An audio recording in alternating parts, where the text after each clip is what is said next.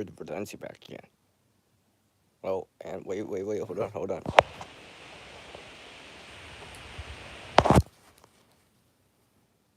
Of course it's backwards. Of course it's backwards. Okay. Anyways, the one known as CR. Another late night stream for me. Still at my buddy's place, just hanging out. They have gone to bed, so I decided to do a live stream late night with CR. Some funky lights that my buddy has. Hopefully everyone's doing well. Hopefully you enjoyed the thumbnail I put up, which I just made a couple hours ago. It's a screenshot from a video that I have, so hopefully everyone's doing well, like I said. I did remember to bring this. Obviously it's mirrored, but yeah, whatever. I guess it's just the way it is. Anyways, just chilling back. I was gonna watch something, but I'm just like, you know what? I'll go live. Gain some WT. What do I say there? What's up, Prepping Life? What's up? Oh, it's Puppy. Puppy's back. Oh, yeah. Hi, Puppy. Prepping Life. Hope you enjoyed that Puppy Breath. Little sample. I sent Puppy Breath the actual video. The thumbnail is just a screenshot of it. Let's see. Check my battery here. 88. I need a... Okay. I alt-tabbed out by accident. Trying to raise my brightness just at 87%. There we go. Oh, you haven't saw me. Well, Prepping Life. Well, hopefully you'll get some rest and all that stuff. I see Gardens in here. What's up? Hopefully the volume's good. Like I said, I don't have my headset, so... Like I said earlier in the previous stream, I'm just like, I can't believe I forgot it. I'm like, facepalm. So, hopefully you guys can hear me. Since I gotta use the phone's mic and stuff like that.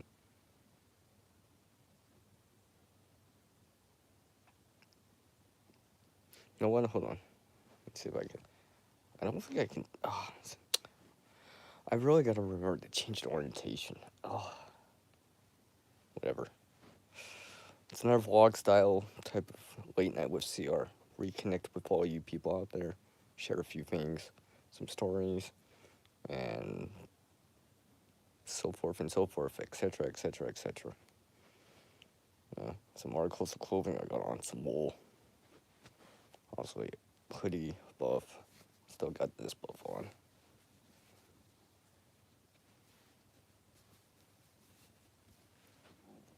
It is definitely chilly out west.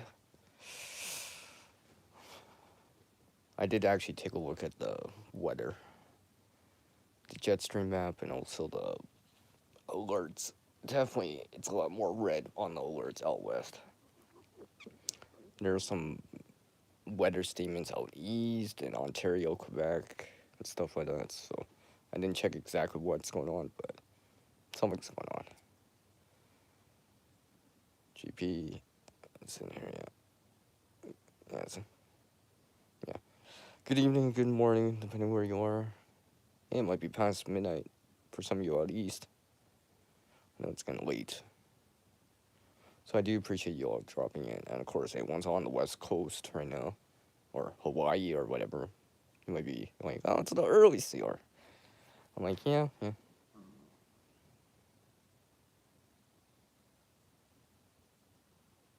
I don't know. No, I don't know about that, Guardian. I don't know about that. Those are very kind words indeed. Like I said, just chilling at my buddy's place. Actually, my buddy put out these lights on the ceiling. Whew. Just some LED lights. Here, let me tilt it up just a bit. Let's see. You can see all those lights. I'm trying to point, yeah, that one. They're just string along. I can actually change the color on them too, so.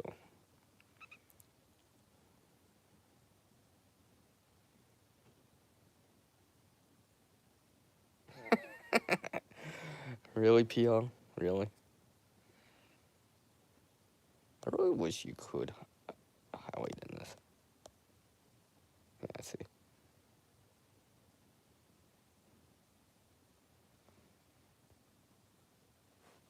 Yeah, yeah. Yeah, I like these lights too. My buddy likes them too. They indirectly got them. Quite nice. They even have a remote timer too. And such. I mean, could be used for like Christmas lights or something like that. They can change color. There's like a red and blue and such, and switching between all of that and all that stuff. I have it on the brightest right now. I'm actually surprised. I'm streaming quite nicely with this. And let's see. They only use like 8 watts of power, so. And I can clearly see everything in this room very, very nicely. Like I can read clearly, see things clearly. I got some stuff on the table that my feet are on, and I can actually read stuff off the table. Well, with my glasses on and stuff like that. Yeah, I'll let them know, puppy. So I do appreciate everyone dropping by on this late night with CR. Just reconnect with some of you people out there. Although some of you I have seen earlier, and well, of course messaged all that stuff. It's nice to see you prepping life. Virtual fist bump. Guardian. Hello, puppy. So yes, it is cold out west. I mean, like, I got a hat right here. It's got a liner on the inside, so some fluffy or puffy type of liner. So it's quite warm actually.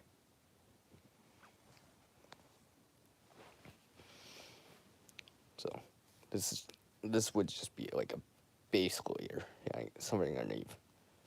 Here's a buff that I have, and I would be wearing as a, cover my neck or whatever. Yeah.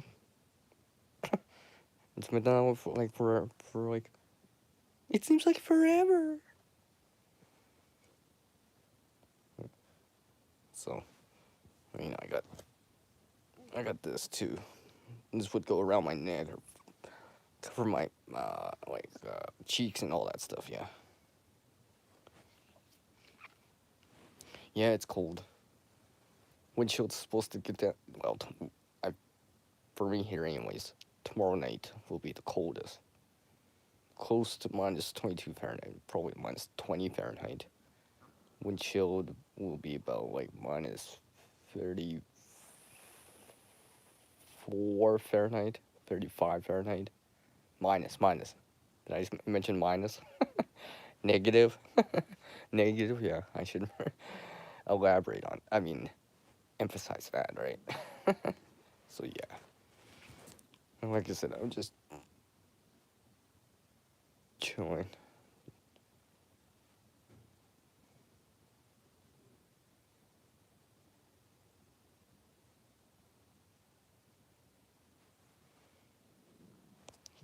Oh, what's up, gear? Yeah. Yeah, I think everyone out west here in Canada is probably saying the exact same thing. Hold on a second, I'm just gonna grab my coffee here. Oh, hot beverage, I should say. Yeah, hold on. So yeah.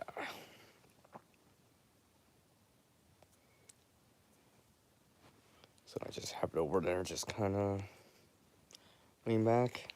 No, not lean back, just sitting on the couch, just relaxing. You know.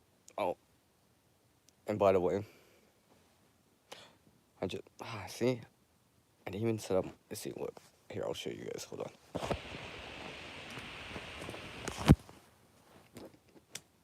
See my phone stand. Look, I didn't. Even, I'm not even using it. My mini tripod. I keep forgetting. I should have changed it back to landscape. I'm just like, whatever, whatever. It's. I guess it's gonna be portrait mode for this one. It's all good, I guess. And yeah, you know it, puppy.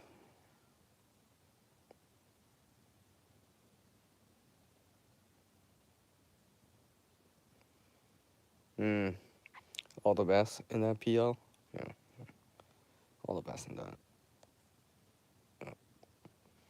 Uh, Virtual fist bump to you, Gear.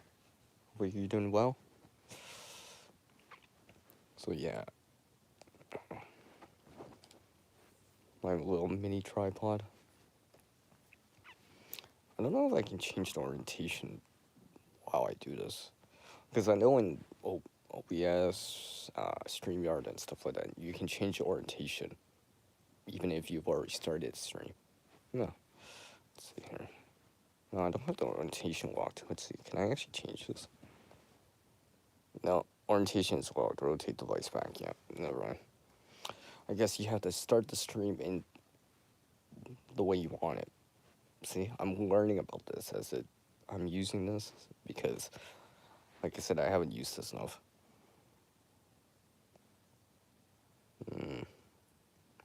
Oh, are you gear? Hopefully you feel better.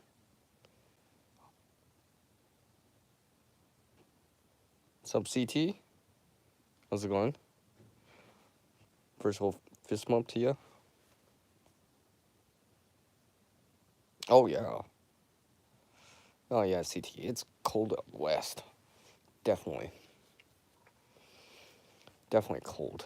I mean, I know there's extreme cold warnings in most of Western Canada right now. Most, and I say most, it's like probably a good 80%. Where, where people would be like, yeah, we're starting to hit west, CR, yeah, Ontario onward. And there's some stuff going on out east too, apparently. I didn't check on more.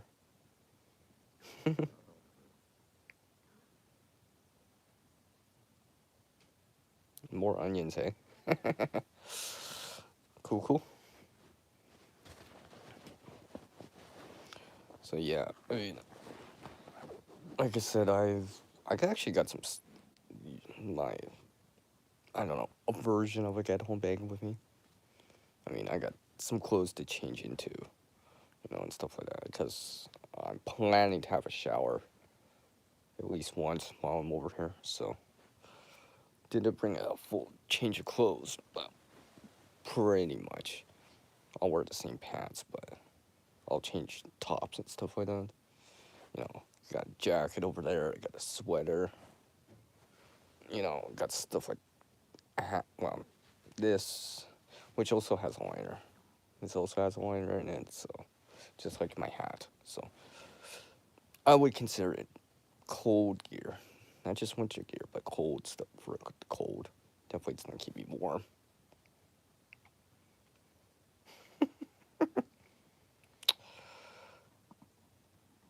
There's no place like Timmy. Oh, sorry. It's their catchphrase right now.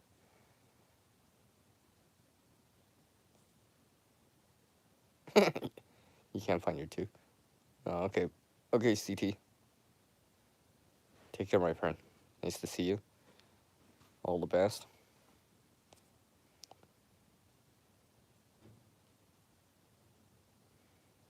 Yeah, I would say so. Gear, yeah.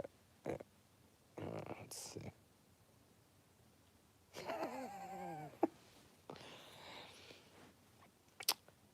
I gotta make sure I don't start singing. Right? Can't start singing, CR. This ain't karaoke night. It's late night, but it ain't karaoke night.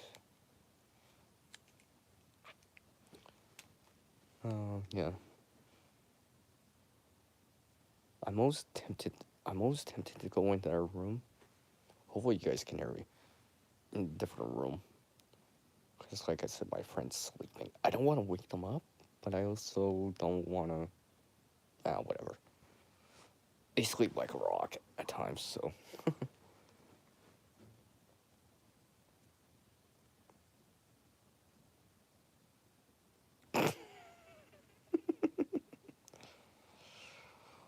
Okay. Because I don't know what to sing, puppy. That's why I'm not singing a song. That's why you guys will sing along, right? I know, something like that. See. Alright. So, yeah, I got some. Hold on. Give me a sec here. Let me just. See, I don't like mobile streaming. La la la. Hey, wait a second. Wait, I better not. it's way too early for that yet. Even though it's supposed to be at the end of the week. Yeah. Hold on a sec. Enjoy the white show. Hey, good. Maybe I could just do it like this.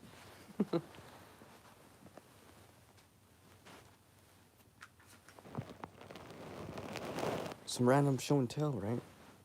Oh, wait. One of my bracelets. I don't have like this. Hopefully it should be bright enough. But just so you guys can see that.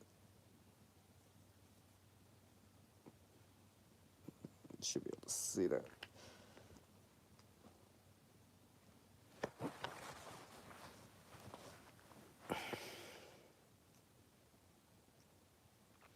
I've shown this before. Cobra weave. Excuse me.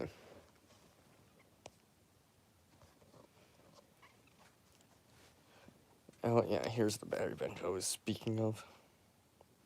See, I have one bar. I'll probably just, since I'm here a couple days at least, I'll probably just charge it down and then, charge it back up, do all that stuff that has CR in it.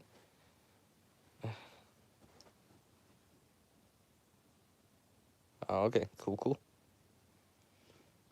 I wish I had some trivia. It's never really a trivia pursuit. I mean, I never really pursued trivia. Sorry, I got those words mixed up. Oh, I wonder why. Charging with a CR in it. Which would have been this if it was mirrored. See, I gotta remember that now. It's mirrored. Now I know why people that see, I think I'm starting to notice it. Since I got a 5 in the room. Appreciate the thumbs up, everyone, ladies and gentlemen. So yeah, I mean, also, like I said, I got a battery bank with me. Just some Ranger bands around here, bicycle inner tube, just for grip. So when I'm holding it, let's say I'm holding it with the phone, for example. So my charging cable's just over there. So if it's underneath, it'll kind of help. Kind of.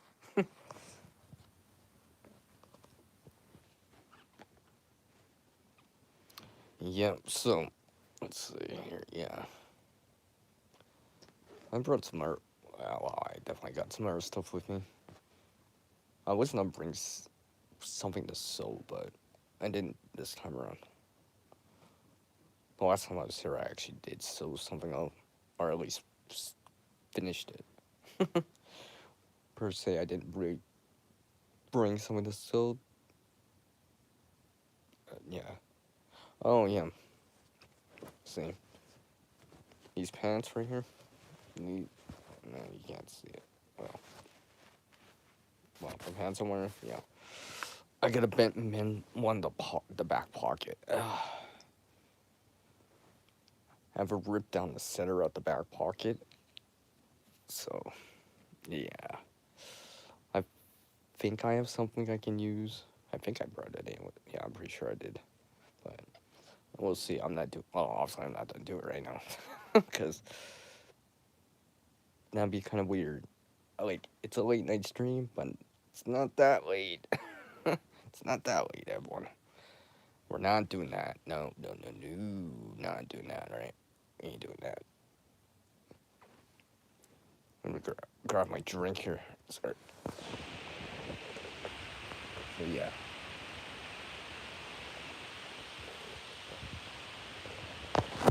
Sorry. Oh, well. Hey. I mean, I am using the free version of StreamYard, even though my renewal period just started. I probably have like 2 hours in, so I still have 18-ish hours, at least. So I could have went on StreamYard, but I decided, you know what? Let's try this again. And maybe learn a few things like, yeah, I changed orientation before I start the stream. Yeah, that too. I'll definitely remember that. From now on, I'll be like, yeah, I gotta change the orientation. Back to landscape. And remember my headset. Ugh, I can't believe I forgot the headset. Ugh. I was charging it up too. I'm like, oh, it's not in my bag. Ugh. I was just like, face palm. Because I'm about a foot away from the phone, so. Because it probably sounds better with my headset. Or at least it's just easier, anyways. And I can move around. You guys can still hear me. I can grab stuff. Just, like I said, I'm at my buddy's place, so. There's certain things that my buddy has hanging on the wall, we just say. Pictures, and stuff like that. Photos, family photos out of respect. I don't show it out of respect. And all that stuff. But let's just say there's a few things that would be obvious. I mean, it's one thing to show this stuff, but that's, it's just like a photo of a cat or something like that, But I don't think my buddy would, like, show me showing his family or something like that. Nah, out of respect. So, yeah. 24 hours for CRA? Yeah. No, I didn't say that. Did not say that. I mean, I'm already 25 minutes in. I mean, like, let's see how my battery is. 68.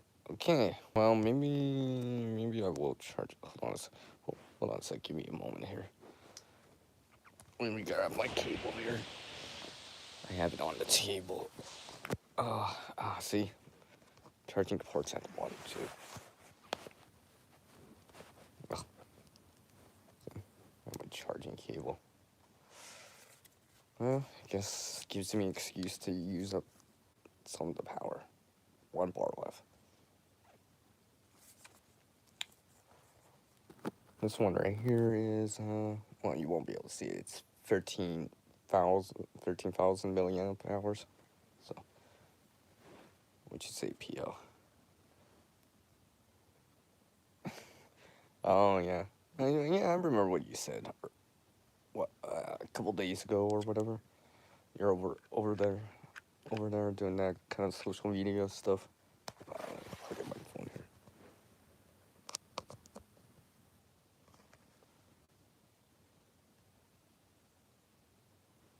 Come on. Yeah, it's charging. To bring up my brightness up a tad. Okay. Well, those look really bright. It's not that bright. Obviously, the camera makes it brighter and stuff like that. I mean, let's see what this. Hey, look at this. This is sketch. Look, sketch. What's this? Haunt, silver, sepia, document. Use glamour. Ooh, dream. Ooh, dream. Ooh. Ooh, hey, look, it's a dance party. Hey, it's late night. I could do this right now. Just start dancing.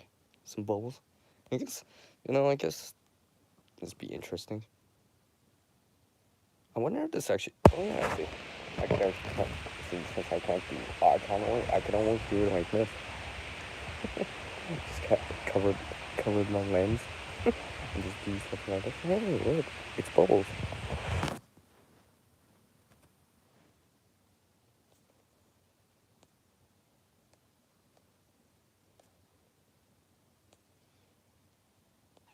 What was this? Slate, glow. Oh, I found a CR1. Crush. There's pop, blush, beam. That's cool. So technically, I couldn't do icon only, but I could do a bubble thing. Man, I wish I had my headset. Ugh. I really wish I had my headset with me now. Make sure come on, battery. Gotta make sure my battery's charging. Okay. So yeah, like I said, I'm just here for a couple more days. Then back home I go. Then I'll be back out for next weekend. So you may randomly see more streams from me. Because now I don't have an excuse as long as I have Wi-Fi. I don't have any data, so if I had data, I would do more mobile type of streaming or something like that. But until then, I could do it like this. Maybe it'll help. Do this vlog style, this video vlogging style of videos or some live streams. I just wish you could change mirror it. I mean, you know what I mean? Flip it. I mean, I could show the other side and obviously look right, but I can't see the display. Can't see the chat. And I think what people do is look on like a tablet or something. Excuse me. I was prepared. They probably look on like a separate device for the chat. Like they have like or something like that, and then they use the back camera on their phone. I think that's how most people do it. But I only have one device with me. I mean, I'm sitting in front of my buddy's TV. I wonder if I could pick up the chat on the TV. If I could, then maybe. But then again, I don't have my headset, so I still have to scroll through the menu and all that stuff.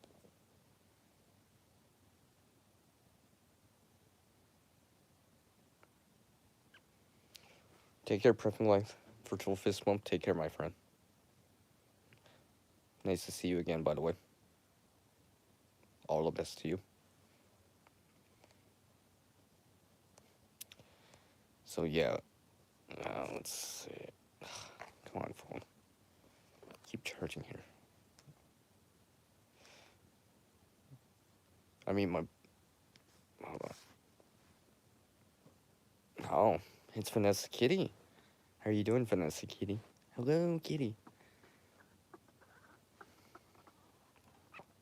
Actually, my buddy has a cat, but they're in their room.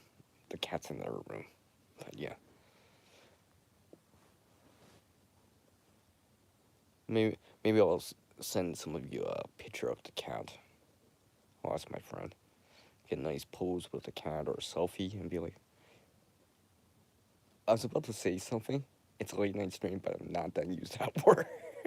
I don't want to use that word. Cinnamon cat. Cinnamon kitty. Yeah. Another word for yeah, not using that. I'm too much of a wuss to say it. Oh, ain't enough said, right, CR? Yeah, yeah, yeah. Puppy knows what I'm talking about. I know. It's nice to see you, by the way, Vanessa Kitty.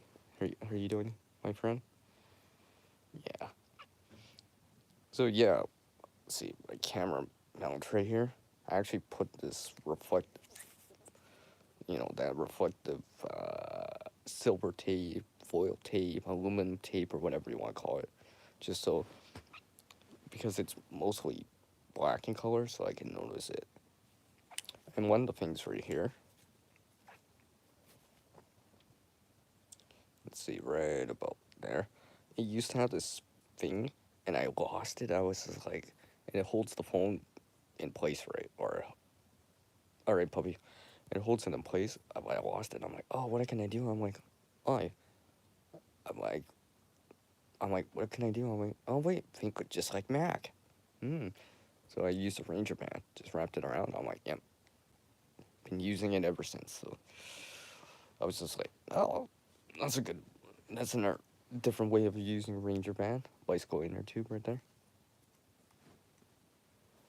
So different way on using it. I mean, like, yeah, I actually got a Ranger band on this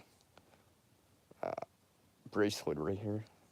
Cobra weave.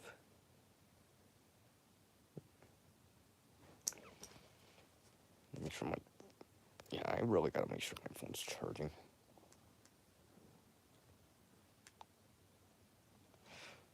I mean, my buddy's got a battery bank. I could dip into that if I wanted to. I didn't bring my USB extension, so and now it's not that close by, so that's why I'm using a power bank. Oh, is my battery? Well, I guess I might as well dump the power into it. I guess. Yeah, might as well dump the rest of the power into it. Let's see. And all that stuff. But one thing I do like about the mobile app on YouTube here, that the chat, like, is overlaid on top. Like I know it auto disappears and stuff like that, but it just overlays it. Because in StreamYard, you would have to bring it up. Well, it's permanently there, kind of deal. If that makes any sense. And of course, if I used OBS or something like that, I probably would have to use a different device or show it on screen or whatever. So, but that's totally different. And there's no mobile app for OBS and such. So yes, like I said, I'm just chilling right here. So what time is it? I have a separate device with me. I can't bring up the chat on it per se, but I use it for music. So, but like I said, I didn't bring the headphones. Yeah. I'm still old school. Well, okay, maybe not that old school, but yeah, I still have, you know, I'm still like listening to music, right, and stuff like that. So back in like '04, back when I had my first MP3 player, yeah. Oh wow, still remember that. Dang, that's so long ago. Some people will be like, "What? What's that?" I mean, now I just use an older smartphone for it and such. So I have music on a separate device. Like I said, I have something with me. Um, I don't know if I could bring up the chat on this. Yeah, whatever. I don't. It's not a big deal. It's not a big deal. I'll just have to wing it, as they say. So yeah, just chilling here and just kind of just thinking. I was working on some, like, I wouldn't say content, but just practicing on some the editing, like I've been talking about in the previous stream before this one, which I did earlier in the day. Excuse me. And just kind of made sense of something. I mean, I haven't posted it. Some of you have seen a quick preview. Well, you can see the thumbnail for this, but yeah, I mean, if you look at the thumbnail right now for this live stream, it's just, well, you could see a snowman, well, snow person, and, you know, it says CR in it. It has the winter theme CR logo that I have and such, which is actually from something I made earlier. I think that was last year or the year before, one of the two. And I mean, I'm showing it on the StreamYard side because I have it over there as one of my icons, you know, avatars, whatever you want to call it. You know, a theme. Because I figured, well, I might as well use the winter theme. It is winter, after all. And it's coming up to that winter solstice, you know, the shortest day of the year. If it's not, is it tomorrow? Tomorrow night? I don't even know. Or is it Wednesday? I don't know if it's Tuesday or Wednesday. I know it's this week, obviously. Obviously, it's this week, because usually, it's, yeah, because it's always before Christmas time and stuff like that, so. Hold on. Hold on a sec. Let me get a sip of something here.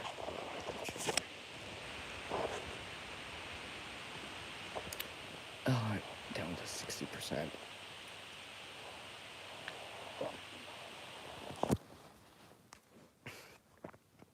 Oh, sorry about that.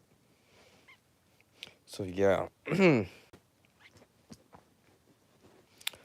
gotta make sure my battery's charging. At least try to. Like I said, I have one bar and it's blinking, so I'm just dumping the power into it now. My buddy's battery bank's just over the side, so I can go grab it. It should have power. I didn't check. Maybe I should check. Hold on a sec. Let me just put this down. Yeah, make sure what I'm showing here. Hold on, ladies and gentlemen. Enjoy the festive lights. Hold on a sec. I gotta stretch anyways. Oh.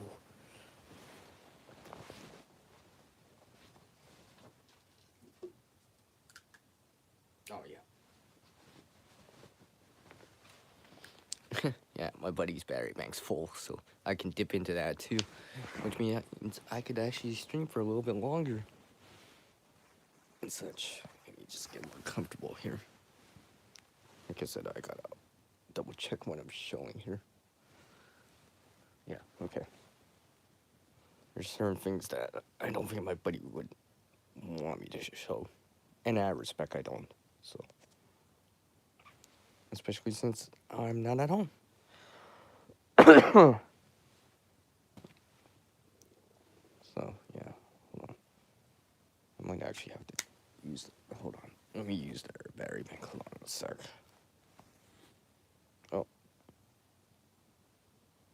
Oh, yeah, okay, gear. Hold on. Yeah, you know I'm not at home. Yeah, I gotta make sure. Yeah, you know I'm not at home.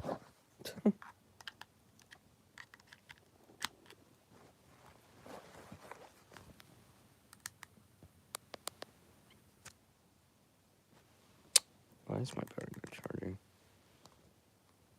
Okay. I don't know why my thing's not telling me that it's charging. Well, it's telling me, but I don't hear it. I don't hear the ding or something like that. Yeah. As long as it's charging.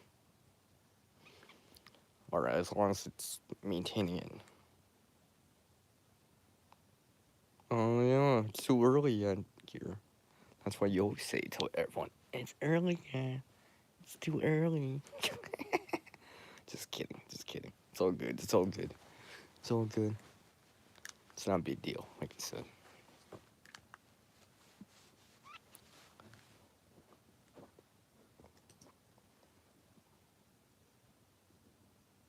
Okay. Okay. Yeah, yeah. I understand. I understand. It's all good. It's all good. Do appreciate every one of you dropping by. I mean, it's a late night stream. I mean, come on. So, I understand. It's all good. It's all good. Just here chilling out. Perhaps next time I do this, I need to be a little bit more professional on it and use stuff like this and such. Hold on, getting a notification. What's this? Okay. Sorry, camera's at the top. Cordage, yeah. Yeah, cordage, yeah. Hope you knows the CR words. Some of the CR words that I enjoy. Well,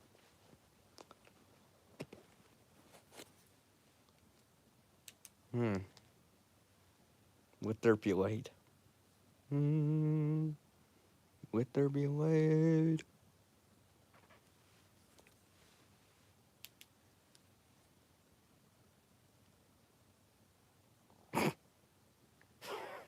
That was just corny. Oh, oh, did I say that? Oh wait, I said the wrong word. I must have misread it. I must have misread it. Yeah, I still have this stream weight, by the way. I've shown this in a different video. I actually found this piece right here. It just fits on top of it. Look at that. Like, so it acts like a diffuser. See? Look. Like, look.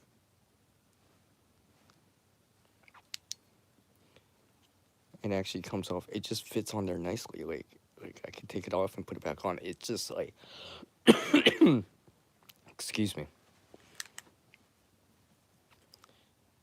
I don't even know where it's from or from what, but it just happens to fit this stream light. Obviously, this is not sponsored or affiliated in any way. This is just a flashlight I have. One of my buddies kind of gifted it to me a while back. Takes one AAA. I've been using it every day, carrying EDCing it for a while now. It does come in handy, even during the daytime, because sometimes you need to see something into something that's a darker place that, inside, deep inside something like an engine. Come on, don't be thinking about that other stuff. Just because I said kitty earlier does not mean anything. But I have used it during the daytime. It does help. And sometimes, like, I got a phone with me or whatever, and I mean, I got a separate device that I can, I can turn on a flashlight, right? It's, come on. Don't make me look. Oh, there we go. Yeah, see? That's from a separate device. But sometimes I don't,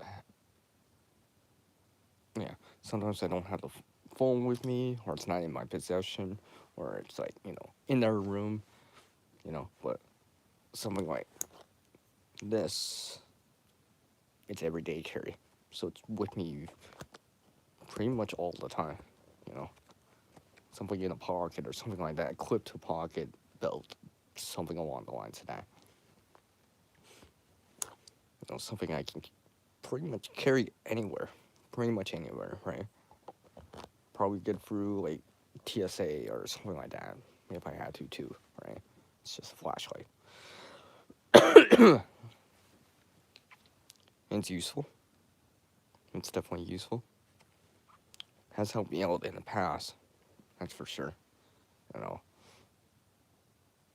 If the power went out or whatever, Yeah, you got a mini mag like Google on your keychain. Yeah, yeah. I got my keys in my pocket right now.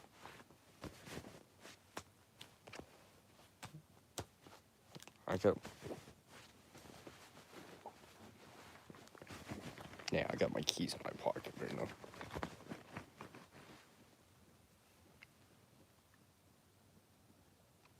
Cool, cool. That's cool gear. What I was gonna say was, yeah, during a power outage or whatever, I got something on me right away. Because that's the thing. If your phone's in your pocket, in your hands, it's one thing. What happens if it's on the table, or you stepped out of the room, for example? But something like this is always on me. Yes, that's a diffuser. It's a diffuser from the highlighter. So, like I said, so if necessary.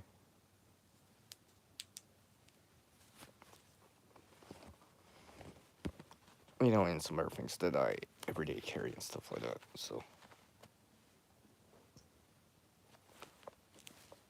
and for the most part would pass TSA. There may be a few things, maybe not so much. But aside from that, it's mostly pretty good. Yeah, my battery's going up. That's good. That's good, as long as my battery keeps going up. Like I said, the battery bank's full, so I could go for a while. Let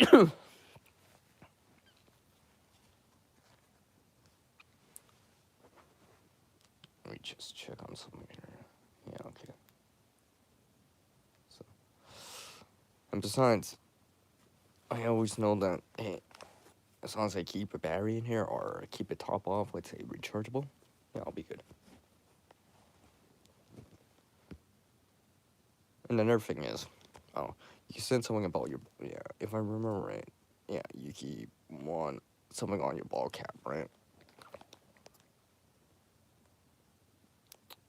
How do you make this not show? Yeah. Well, anyways, let me just show this here. Let's see, right there, reversible clip. So I can clip it like this, or like this. If I was wearing a cap with a brim or something like that. So it's useful for that too. Might help me go. Really, it's there for when I need it, away from the phone. Maybe the flashlight's inside and I'm outside, for example. It's quick. I just need to see something for 5 seconds to, the power went out or something like that. I mean, the friend I'm with, it happened once when I was over at my buddy's place. It's not the same place, but pretty much. Yeah, yeah. You had to sneak that, right, Geeter? You had to sneak that one in, right?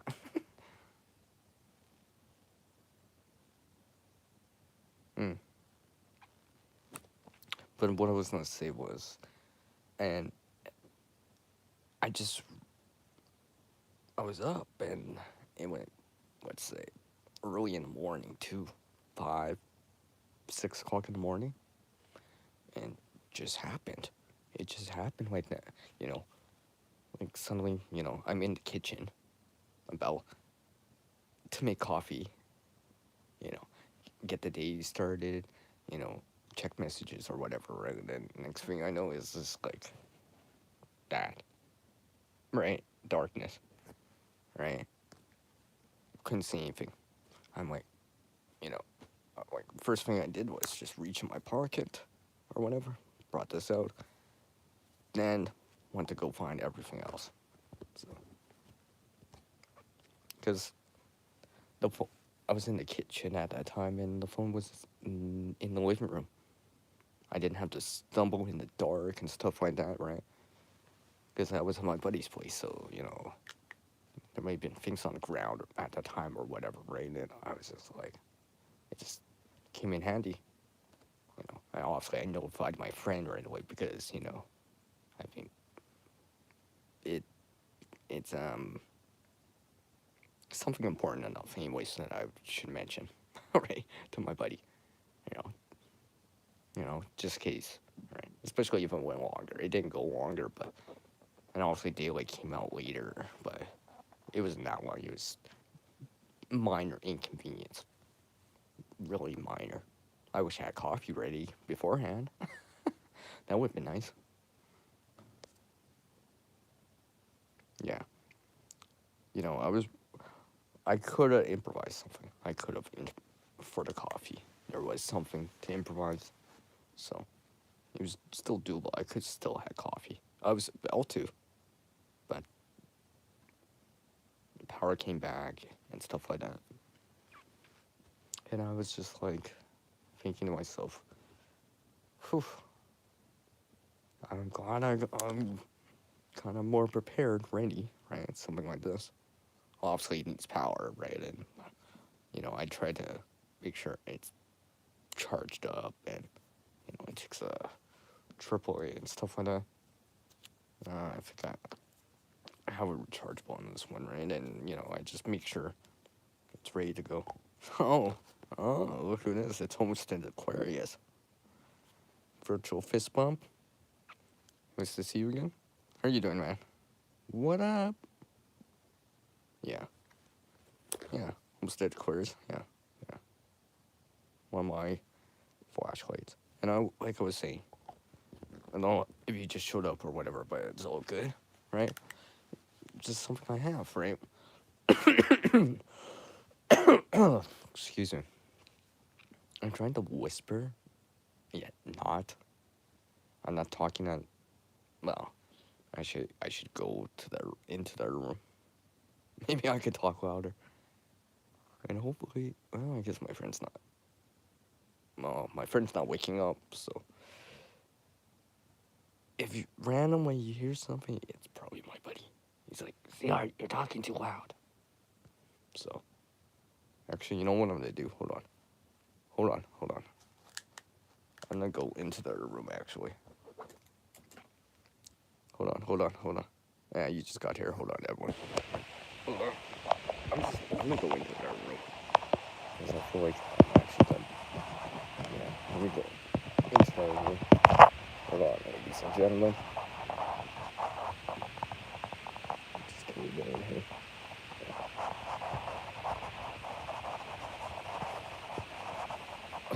A good thing about having an EDC flashlight, that the lights aren't really on in their room, but I can still see.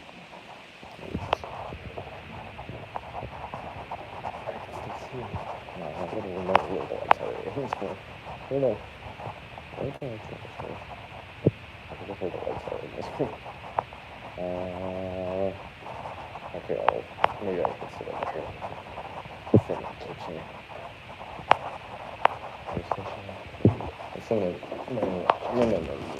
See, a little different lighting.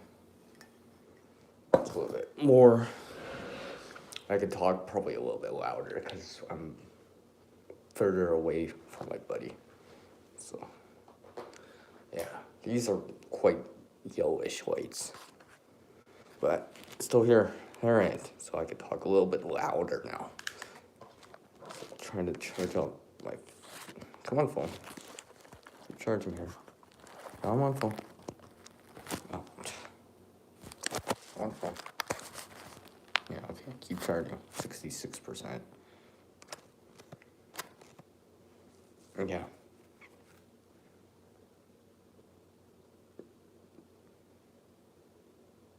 No. He wrong. Homestead Aquarius. He misspelled. He used B instead of a G. He wrote an extra E instead of an A.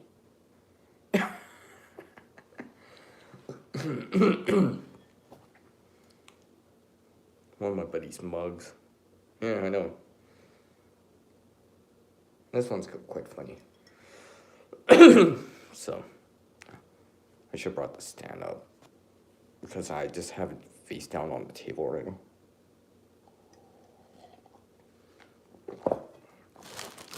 said earlier in the previous stream to this one, look, I have my sunflower seeds. Look.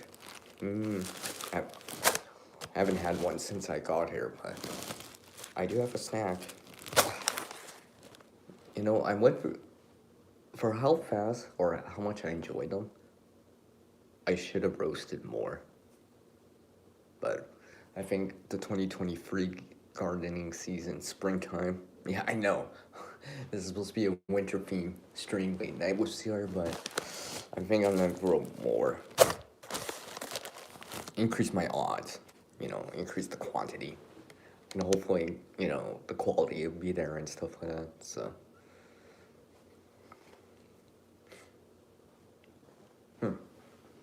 Guess my buddy's got a mug, cup up here. And it doesn't quite look like my thumbnail, but it's close-ish.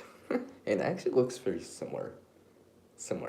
Not quite the same, obviously, but looks similar. I don't know. Well, no, I can't show that probably. I keep forgetting that I'm in this one room right now, so, and my buddy's got pictures of family hanging up and stuff like that, and out of respect, I don't show it, just because it's not my residence, and such, and basically not, show only as much as I want to. Make sure my battery's still going up. And stuff like that, yeah, so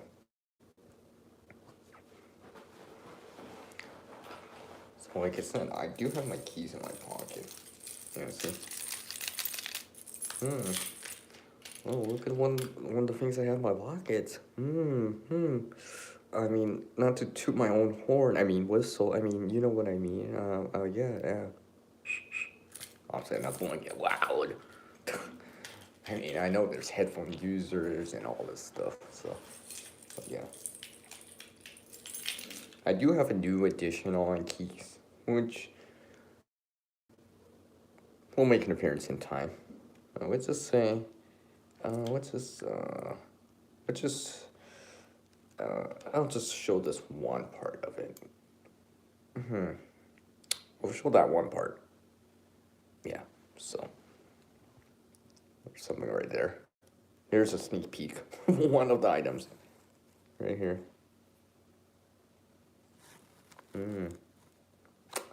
I wonder what that could be. I wonder what you're hinting on. Could it be? Could that be? Is that what it is, CR? I don't know. Maybe it is. Maybe it is. Oh, excuse me. There's a little tickle in my throat. That one.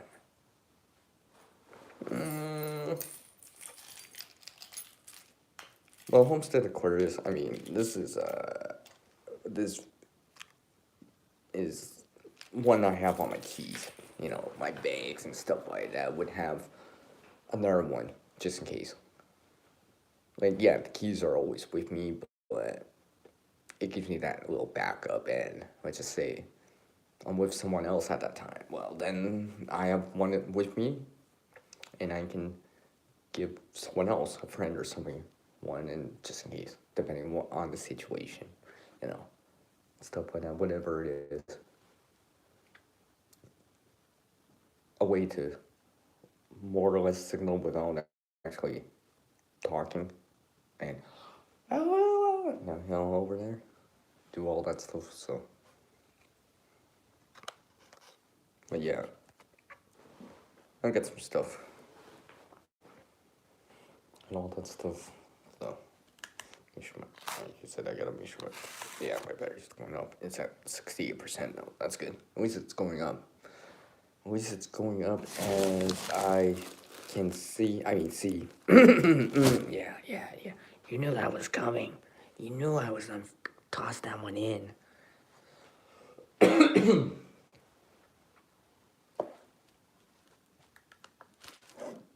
So yeah, Like I said, I'm just using my buddy's battery bank. My buddy won't mind. My buddy won't mind. Yeah, see. My charging cable.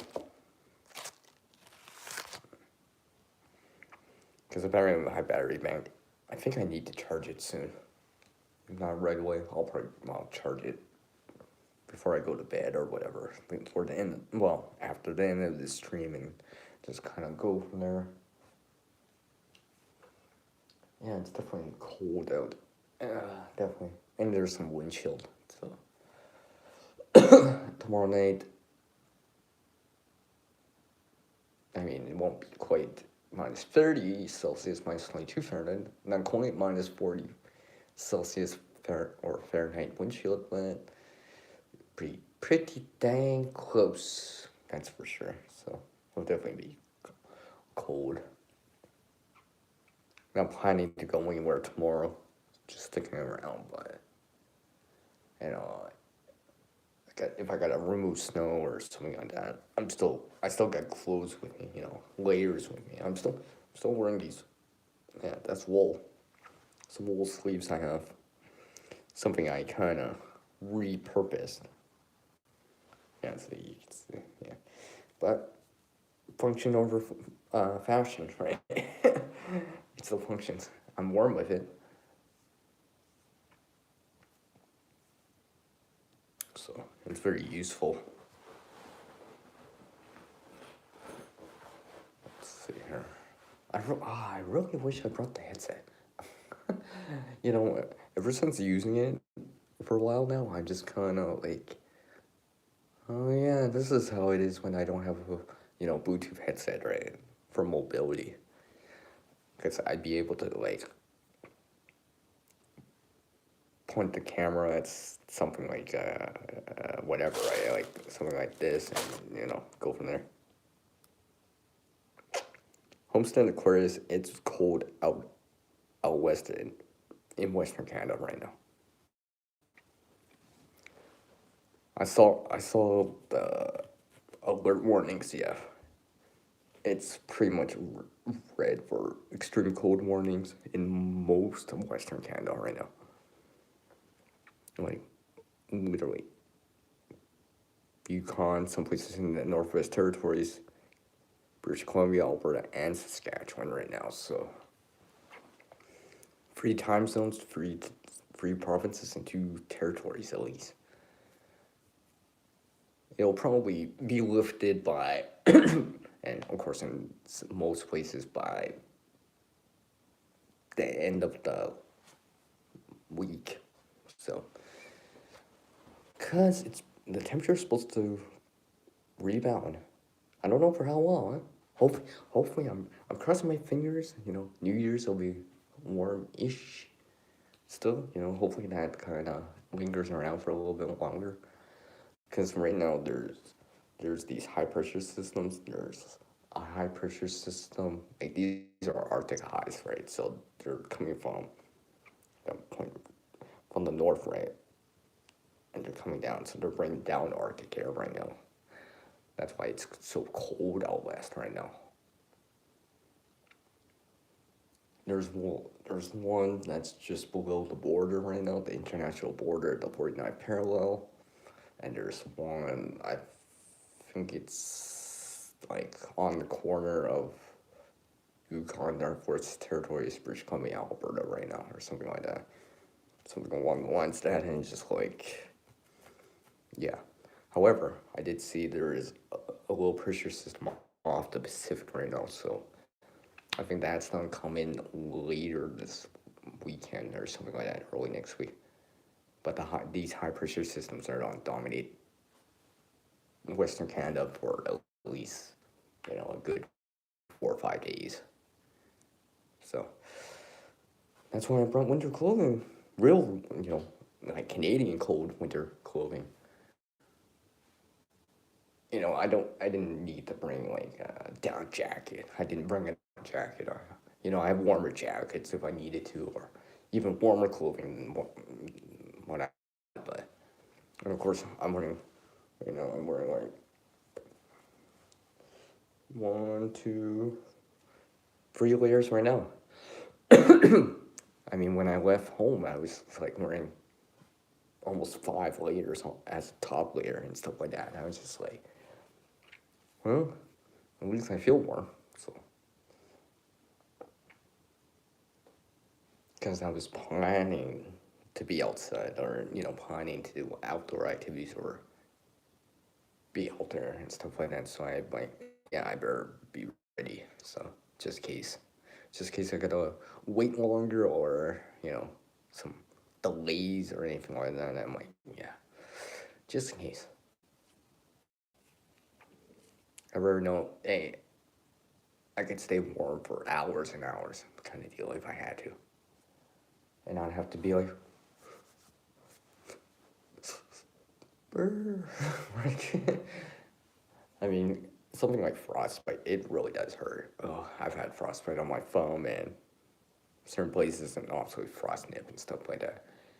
Or the wind, if not the windshield goes through you, just the cold itself, just kind of, you know, it's just pulling the heat off. So I know better, stuff like that. So I got winter boots on. I didn't have to wear the ice cleats, but I wouldn't say it's per se icy. Usually for me, the winter boots, the ice cleats are when it's like freezing rain or something like that. So, although I've heard some places in Canada this week or last week got some freezing rain. So, I mean, last year I saw it at least 4 times the freezing rain. I was just like, so I'm ready for that just in case. What's the temp?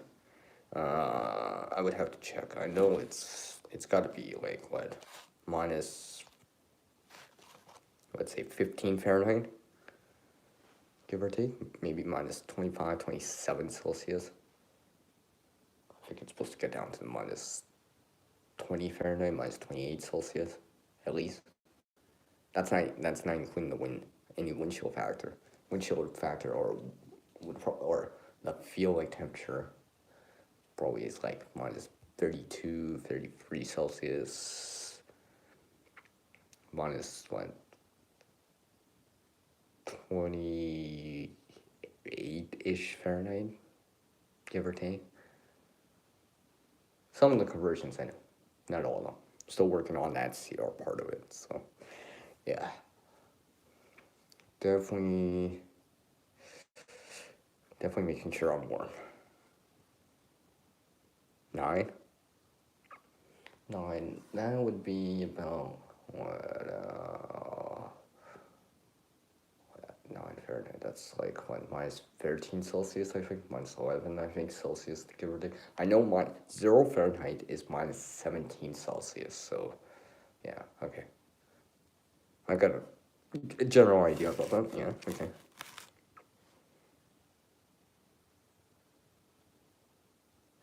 Hey, this is why I have this extra stuff. Why is CR wearing stuff right now? I mean, like, why would I wear this? Oh, I wore this way before 2020. Just saying. So yeah, I started wearing this way before, because take winter seriously. I wrote that on the Instagram side, but on the YouTube side, I think too.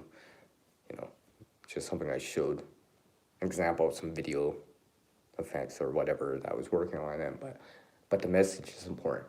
Take winter seriously. I've been watching videos, people have been posting and stuff like that, right? Winter gear, then cold gear, then what I call really, really cold out. You better be betting your butt that I'm wearing it, because I don't want to be shivering or cold or whatever, and be more comfortable. And layers and stuff like that, because layers are important. I mean, hold on. Hood.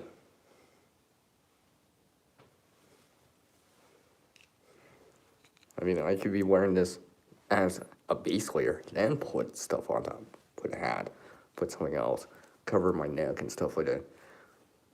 cold neck, if you have a cold neck, you don't feel that. I've never really had frostbite on my neck, but I'm pretty sure that would hurt. I remember this one time I was walking. It wasn't, I was really just getting something real quick. Maybe 10, 15-minute walk. But I left my forehead too exposed. Not enough shelter, well, cover elements on it and stuff like that. And yeah, that hurt my forehead. I mean, I think it was still minus,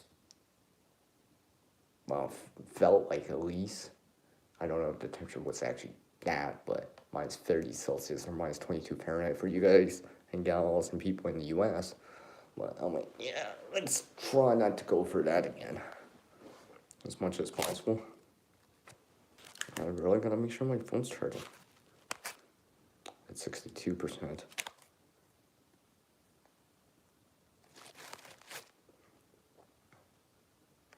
So yeah, that's why, like I said, I take winter seriously as much as possible because I know better. I know better. I know better. I mean, it's one thing to be outside for like, let's say 5 minutes, 10 minutes, but I think where people may get in trouble or have issues with is that unexpected thing, right? Oh, I was going to be outside for 5, 10 minutes, turned into an hour.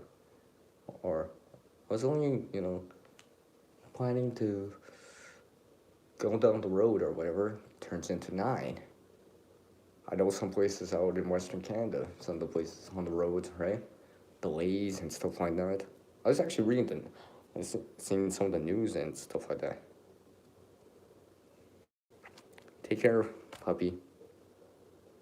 Take care, my friend.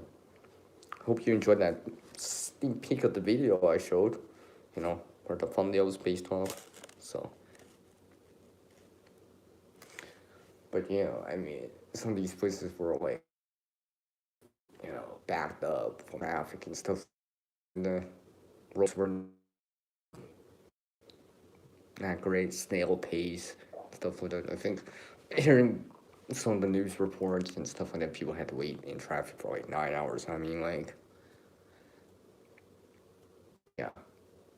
And this is here in Canada.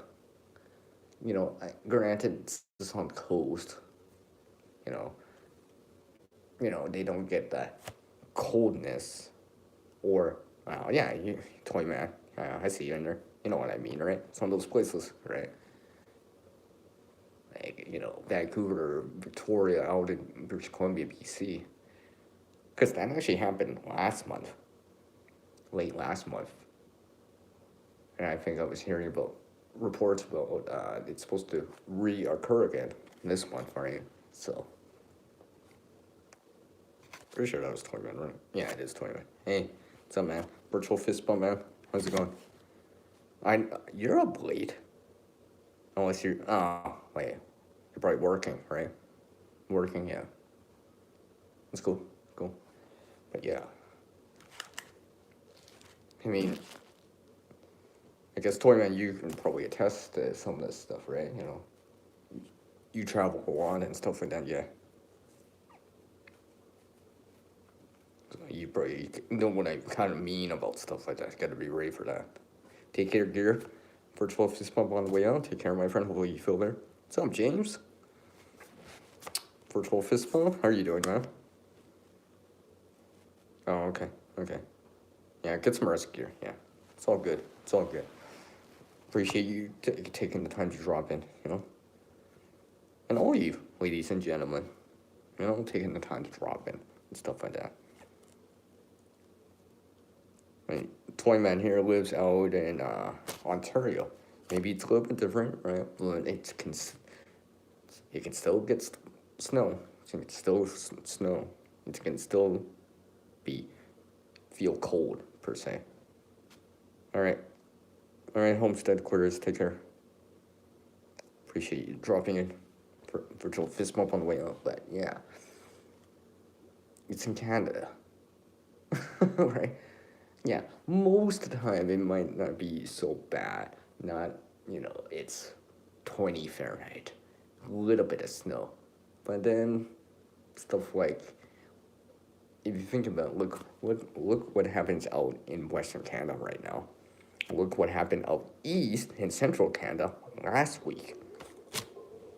I'm just saying, it's still possible to get snow. It's still possible for it to get colder. I mean, if you look at any of the weather forecasts or like, you check an app or whatever for forecast Environment Canada or something like that, look at these, when you look at the date, look at the record lows and highs. Well, in this case, the record lows, because it shows, hey, on this day, and maybe it's not even that long ago, 25, 10, whatever years ago, maybe longer, but if it's showing, let's say, usually you expect, let's say, a normal daytime high of, like, say, minus 10, but, you look at some of the records day after day, let's say, during this time of, like, December or whatever, and, sometimes it may dip down to minus 20s,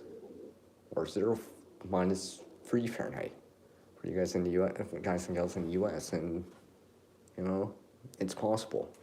It's, maybe it doesn't occur often, or, it's seldom, but it's also not impossible, because obviously these records have shown that it's happened before. So just something to keep in mind, right? Take winter seriously. Yeah, I see that in there, James. Thanks. So this is why I take winter seriously. Guys, because I've been thinking to myself, I'm like, not all places, but I've been thinking, I'm like, these storms that passed by and out east and all that stuff, maybe it's better that it showed up before. Oh, hey Megan, how are you? How are you? How are you doing? See? Reconnecting with the people and all this stuff. Well, I get to reconnect with you, so I haven't seen you in a while. How are you doing? Virtual fist bump, virtual hug, all that stuff. But yeah, I was just thinking to myself, I'm like, well, you know what? It's better than that storm, that storm that was like touching Ontario, Manitoba, Ontario, southern Ontario, Quebec, and heading out east. It was stretching all the way down to some of the lower states, right? So it's quite wide, or quite long, right? And all that stuff. Maybe it's better than it pulled in before Christmas. I mean, I'm just looking kind of on the bright side, or trying to anyways, right? Unfortunately, things happen during it still last week, but maybe it's still better than, during Christmas time. When schools already went out, when people are taking off for the weekend, because obviously Christmas is this weekend. So kind of thinking like that, and I went, well, maybe it is better in this case. Because, yeah, I'm not saying there wouldn't be people on the road, or weren't on the road now, at that time, like last week, but, so, if that makes any sense. I was just thinking, I'm like, maybe it's, maybe we'll catch a break where, at least more places will be nice during Christmas time, right? When people are traveling, right? Think about it. People probably travel to visit family. Maybe travel on the road for an hour or two or whatever it is, right? Visiting family, friends, and stuff like that. So maybe it's better that that it's not gonna be as cold, not snowy, not freezing rain, not blizzarding, all that stuff. But I'm just looking at it like that. I'm like, well, maybe we did catch a break, or some of us might catch a break, and stuff like that. Because I'm always thinking about some of those Christmas movies and stuff like that where, yeah, I gotcha. Where, where they're saying, oh, you should just stay tonight. It's snowing out, the roads are not that great right now. You might have heard that kind of thing in movies. I can't think of a movie specifically, but I'm pretty sure I've heard stuff like that in movies and stuff like that. So, well, this time around we might not actually get it. I mean, I've seen snow and stuff like that, extreme cold even on Christmas Day or Christmas Eve or whatever around that time. But this time around, might get a lucky break. Might not happen so much for more people. So, got the chat back up. Take care, Toy Man. It's all good. Yeah, yeah. Virtual fist bump on your way out. Yeah, drive safe, my friend. Yeah. that's another reason that you like me so much, bright side. Yeah, well, I'm just kind of looking at it, right? Like, I'm not saying nothing didn't happen. I know stuff happened during that last week, you know. Things happen. I know, but just kind of looking on the bright side of things, right? Trying to, anyways. Because, I mean, I could just imagine if everything that happened last week, or right now during this, over like the last 7 days, happened now, starting today, like Monday, Tuesday, and ended on the weekend or next week, after Christmas. Right? I mean, just think about like airports and stuff like that. I know some people have to fly or whatever, catch a train or something like that. So, yeah.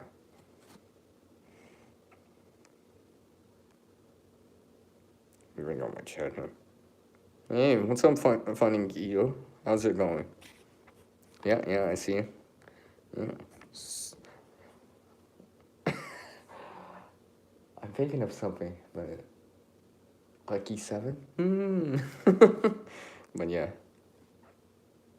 Come on, chat. Stick with me here.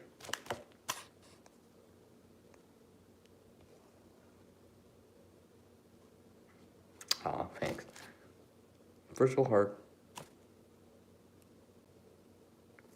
Let me make sure. Yeah, my phone's still charging. Okay.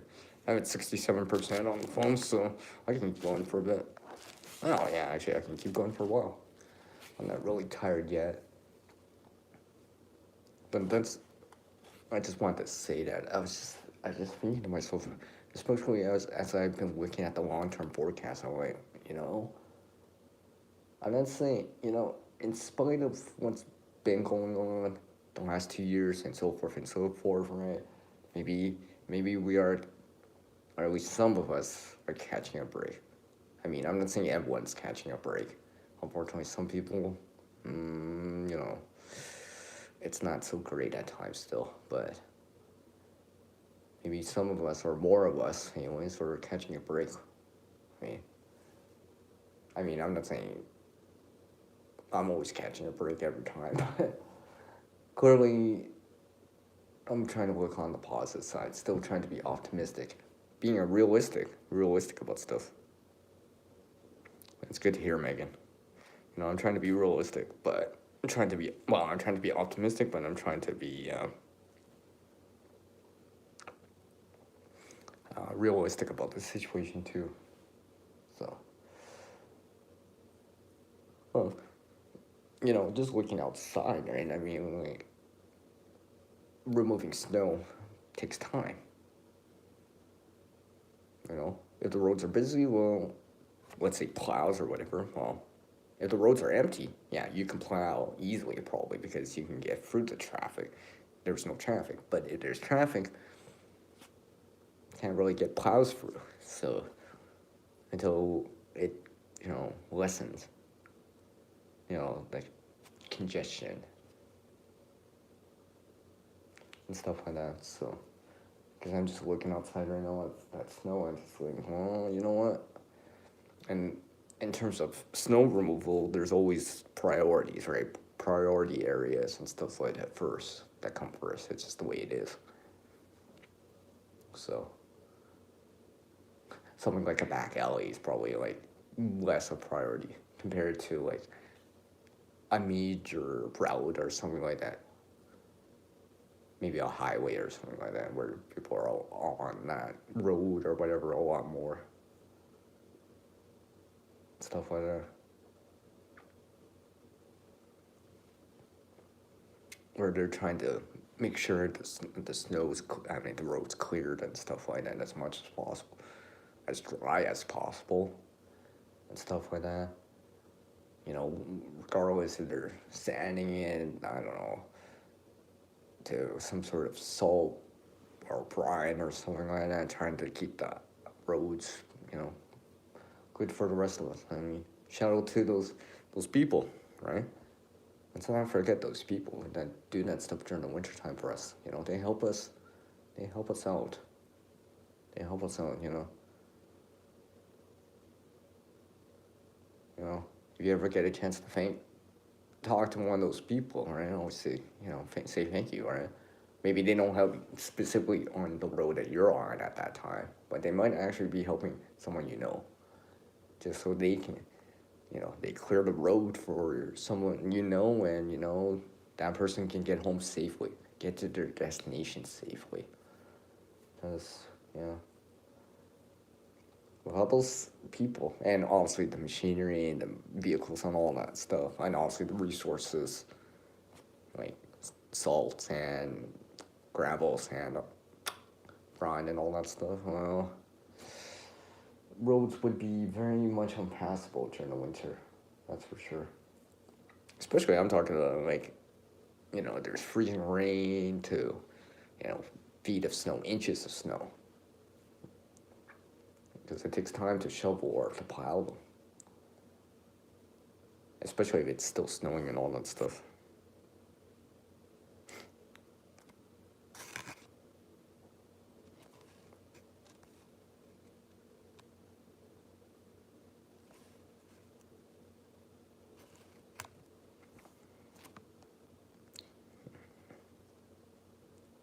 You're leery yet hopeful.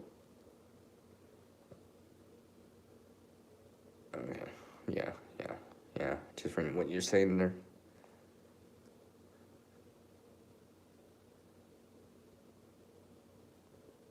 You rely on Post-its. Okay. Organization 101.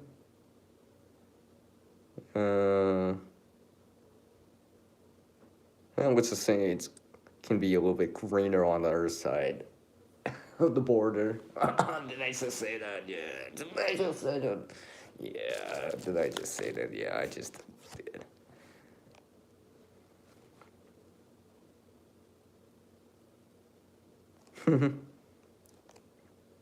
Yeah. People forget about what community means, yeah. At times, yeah. Yeah, because, it's not that whole system, right? That whole system. I gotta make another acronym for system to represent that. I made an acronym that means something else. Because system actually means something, can mean two things, but I gotta pick up a variation on that acronym. With CR in it, of course, right? With CR in it, I'm just like, but yeah, when that system breaks down, less effective, then you definitely notice things that happen.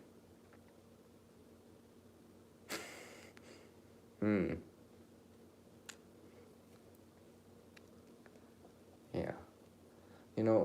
When that system breaks down or whatever, you start noticing it, it becomes an inconvenience. But always remember that, appreciate that system that's in place. For example, people that plow the roads, shovel. You gotta walk on the sidewalk, you're not slipping and falling or whatever because the sidewalk's clear.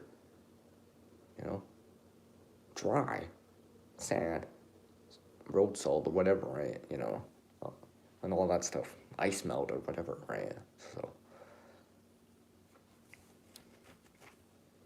to the people, that, you're walking in, some community hall or something like that, yeah, community, right?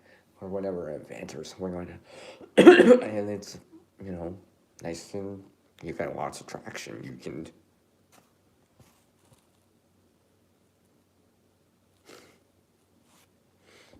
stuff happens. All right, because the thing is, and for some people that never dealt with ice or snow, I mean, yeah, people can relate to falling, but it's a little bit more likely in the wintertime, especially with ice, snow, and stuff like that. Because, personally, those accidents can happen, and they do occur. I mean, I know, I hear these stories, I talk to people, it's like, I'm just thinking to myself, could that have been a perfect? It is. I'm not saying it's all preventable. Don't get me wrong. It's probably not all the time, but a good majority of the time it can be. Because sometimes it's just, you know, that kind of whoops, or whoops, you know, you take a stumble, and sometimes it's not so bad. You land in the snowbank on the side, cushions are full, but if you hit the cement right down the well, hopefully it wouldn't be like that either. But it's gonna be that, you know. I mean, shown, I've experienced that before, and I've shown it the next day on a live stream. Dealing with injuries, I think that's what I named it. That live stream still on the channel. I mean, I was just gonna make sure my phone's charging. 68%. But sprains to breaks and stuff like that.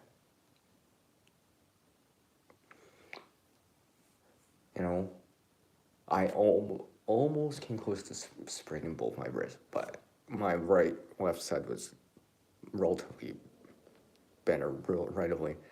But my left side. My right side, nope. That took weeks to kind of get back to a more normal state, 100%, regular state. I had to wrap it with, compression, cold.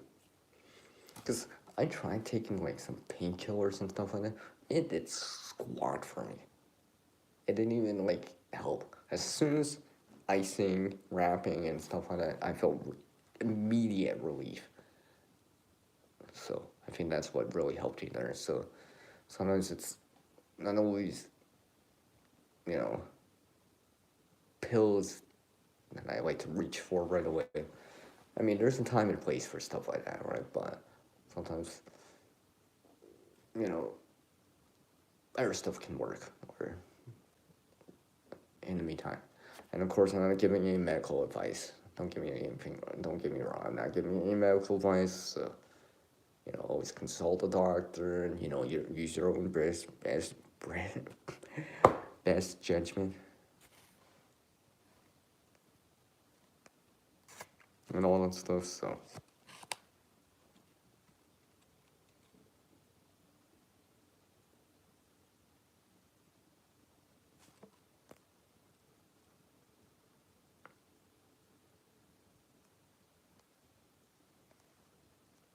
Are you getting back into painting?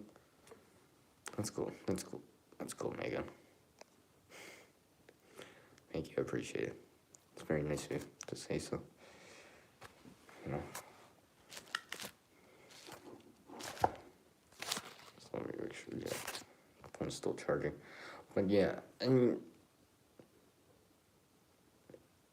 I hear these stories, right? And,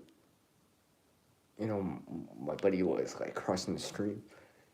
And, it's one of those things they were trying to, get across before the light change and all that stuff. Well, because they rushed, they slipped on their side. Basically, spreading wrists, back was kind of sore and stuff like that, and or a leg or something. Well, back and their leg, and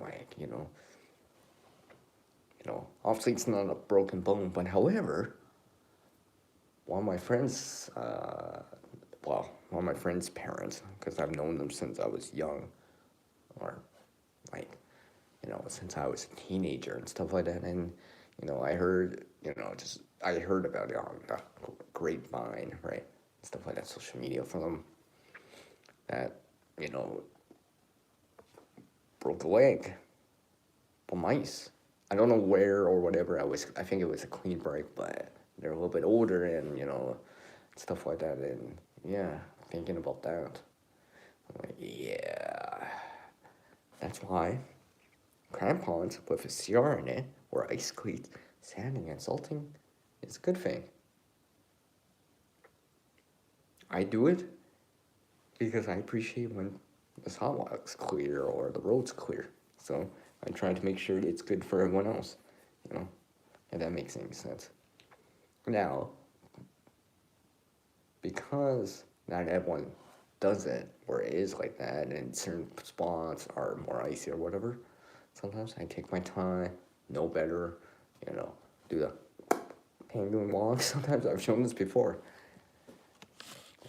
Especially if I'm not wearing the crampons or ice cleats. It's one thing. If I'm wearing the ice cleats, that's different, right? I'll walk a little bit faster and such. Like, I don't, per se, run in the winter or walk very fast, depending how it is. Right? Conditions, right? Adapting to the conditions. Because it's obviously not spring, summer, or fall. There's snow on the ground. There could be ice underneath that I can't see, black ice. That's actually what happened to my wrist. That's why it happened, because I actually didn't see it and notice it, and yeah, it's like, it was painful. It's definitely painful. You know, I was very, very lucky. Very, very lucky. Because it was, yeah.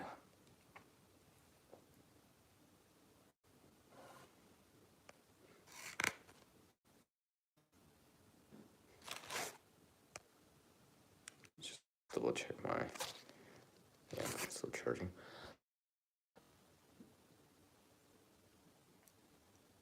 That's why I made sure I had ice cleats. I've updated them since, you know, the ones I got, you know, I got them at, it's a second-hand yard sale, garage sale, right? Now I got some better ones that I can dip into too. I haven't used them yet, haven't required to use them yet, but now I have the older ones and I have these newer ones. Because I know, you know, prevention is sometimes the best cure. And you know, what's that saying? Prevention's worth for now. What's it called? I forget the saying now.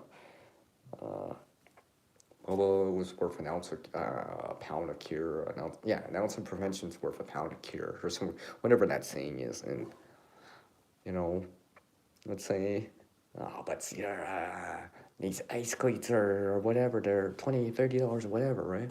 Well, you know, but let's say you were able to make glass or gold for like 5, 10 years, let's just say, especially if your foot size or whatever doesn't change because you're an adult, you're old enough, you know, you're not younger than that, where you're still growing, but, you know, and stuff like that. I mean, you know, if you're wearing those or using them in the course of 10 years, hey, that 20, $30 might be worth it in the long run, especially considering, you know, avoiding some of that pain, more of that pain. You know, a trip to, to a hospital, to an ER, emergency room, or something like that, the pain of a broken leg or something like that, you know, having to deal with that, having to be in a cast, maybe having to take more time off work because of it, or maybe it's because you still have to work, you have to adapt, you have to learn to do everything with your offhand, or something like that, or not be able to use both hands or arms or whatever the case may be. Bedridden, have to work, use crutches, you know, wear a cast for like months and and stuff like that.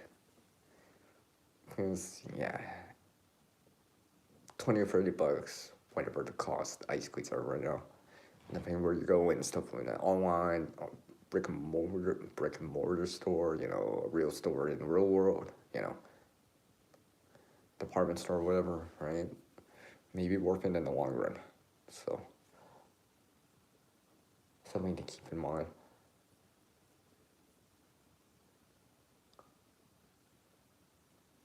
Because it's not like it's always gonna be like,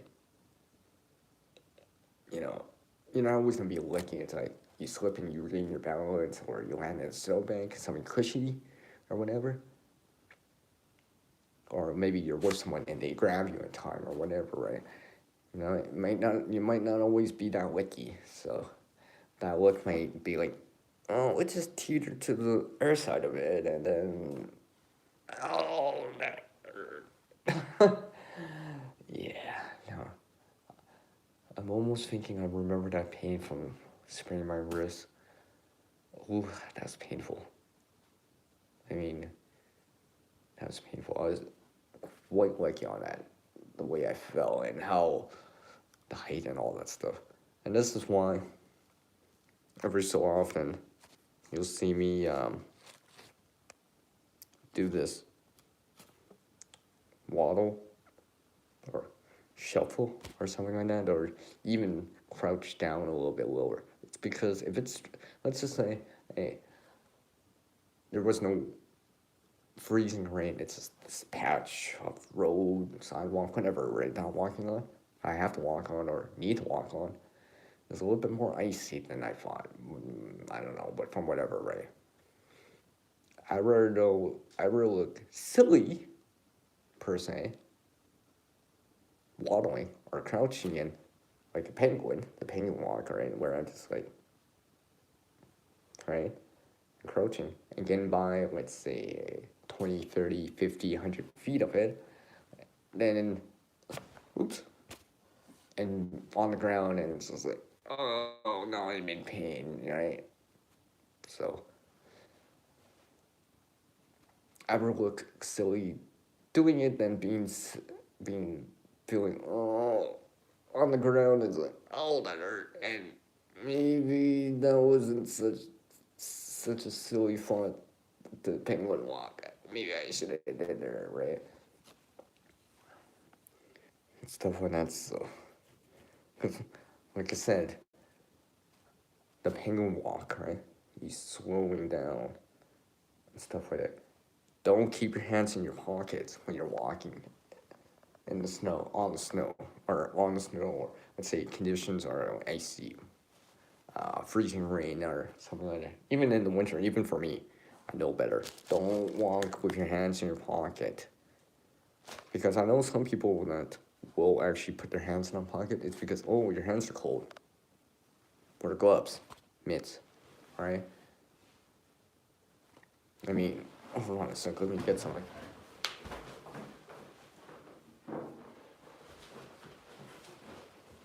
Like this, which I'll show in a moment to re-illustrate a point that I have on this. It's because if your hands are in your pocket, okay, just got a notification, sorry. If your hands are in your pocket, if you fall, you don't land on your shoulder. Yeah, you're not that sprained wrist probably, but you you can't. I mean, you can't do. Well, I can't. I'm not spreading my hands out, but you can't go like this because your hands are tighter toward into your body, like a figure skater or something like that. You might not be able to gain your balance if you could have, and you might. All right. From from having a strained wrist now, it's your shoulder, your upper arm, bicep, and stuff like that. That might be a lot more painful and a lot worse of a feeling. This is why I recommend not putting your hands in your pockets in winter, especially if there's a chance of slipping out. Oh, hey, I see my friend's cat, like I said. I don't know if she'll come over here. Come on. Anyways, getting back to my story here and my example of winter stuff. Hence why you see this thumbnail. Like I said, if you keep your hands in your pockets, you can't regain your balance. You might hurt your shoulder or something like that. And if you hurt your shoulder, let's just say, like, right here or something like that, it might be hard to lift things. might be even more painful, you know. And stuff like that may be even more painful. Probably even worse, right? So this is why I do, make sure I wear gloves, mitts, and stuff like that, so I don't actually have to put my hands in my pocket. Hold on a sec, I'm trying to sneeze. Excuse me. So this is why I don't keep my hands in my pocket. I have gloves, mitts, and stuff like that. Even something I can use, right? These are not mitts or gloves, but they provide me some degree of layers to wear, right? Layers are important in the winter. I can layer this up with other things like gloves and mitts. Add a little bit more insulation, heat retention, and stuff like that. Delay the heat from escaping from my hands and stuff like that. Because personally, my hands can get cold. I mean, on a day like this, they're definitely not gonna get cold. It's gonna definitely have to. Ever, have. I mean, I think the reason people keep their hands in their pockets, like let's say a winter jacket or even hoodie or whatever, is because your hands are warmer, or warm because they're next to your body, right? Hoodie and stuff like that. But if you slip and fall, it's not gonna be great. So it's that trade-off. Like, yeah, I know your hands are warmer and stuff like that. Sometimes I do put my hands in my pockets, but if I do, I don't move. I'm standing, sitting. Or I'm in a place that has a lot of snow and I know there's a lot of traction. There's no real chance of ice or whatever. But if I'm going somewhere, let's say on a road, sidewalk, or something like that, I do not put my hands in my pocket. No. All right? Maybe I reach into my pocket to grab something or whatever, but I'd say a phone or whatever, or something like that, flashlight. But besides that, I do not do that because I know it's just not, it's not gonna be good in the long run for me. Just because I know that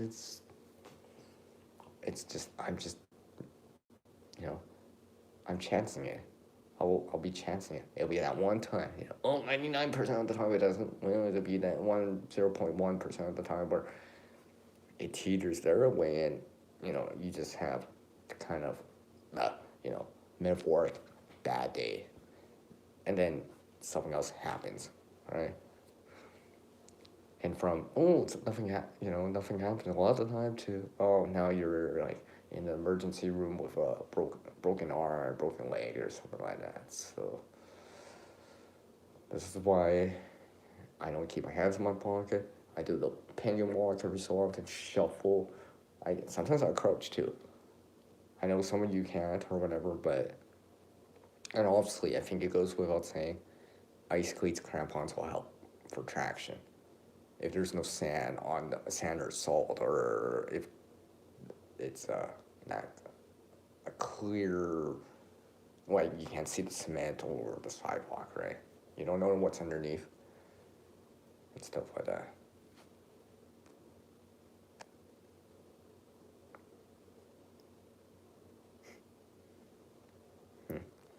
So I do appreciate you all watching right now on this late night stream.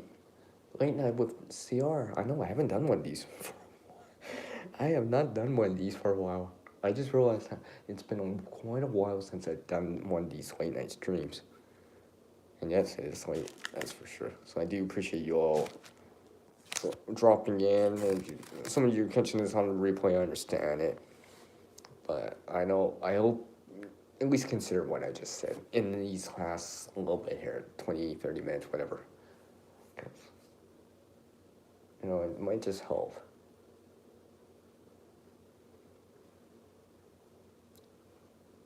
So, it might just help you out, because, yeah, sometimes it can be very painful. A painful lesson. Something try to avoid and stuff like that, so. Yeah, see, like I was saying, sometimes I crouch is because, like I said, there was this one time that I had to walk, and I could see the ice. I can physically see the reflection, right? I can see it. So it's not like black ice that I didn't see or whatever while walking. I knew there was ice there. And and I didn't have ice cleats on or crampons or anything like that, right? And I had to go on this path because just the way it was. I just did this penguin walk kind of, and I just kind of lowered my body. Because let's say you're crouching. Instead, let's say you're 5 feet tall. Hypothetically speaking, the numbers will just work better or easier for me. Well, if you're crouching, your height from your hands down, right? Let's say the height from your hands down when you're standing up, standing straight up with your hands by your side is only, let's say, 2.5 feet high. Well, if you're crouching, you're lower to the ground, which also means that you lower the time for that acceleration. And because you can't change your mass in the equation of F equals mass times acceleration, or F equals m times a in that, you can reduce the acceleration, like due to gravity, right, falling, because you reduce the distance, and because of that, in terms of math, you reduce the force. So even if you did like do this crouching or got down a little bit lower and you did slip out, it might be not as painful compared to if you were fully standing up, for example.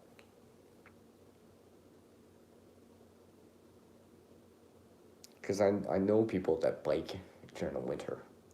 It is that I've experienced that before, and it hurts. It sucks. It hurts. And I know. Because it happened to me, right? So, because when you're on a bike, you're actually up high,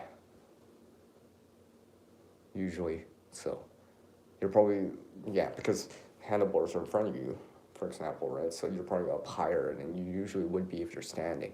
But if you're standing or walking, you can still crouch if you can, if you're able to, and stuff like that. I know some people can't do that. I understand that, but then there's other things like go around, right? Go around the ice if you can, right? Maybe on the snowbank, right? The snowbanks probably don't have more traction than some spot that has ice, so it's one of those choices. If you have boots on and all that stuff, you'll still be good. I'd rather go through the snowbank, get a little bit of snow in my shoe, boot, or whatever, versus slipping on ice. Well, I'd rather take that than falling on ice, because the lesser of two evils, I guess, metaphorically speaking.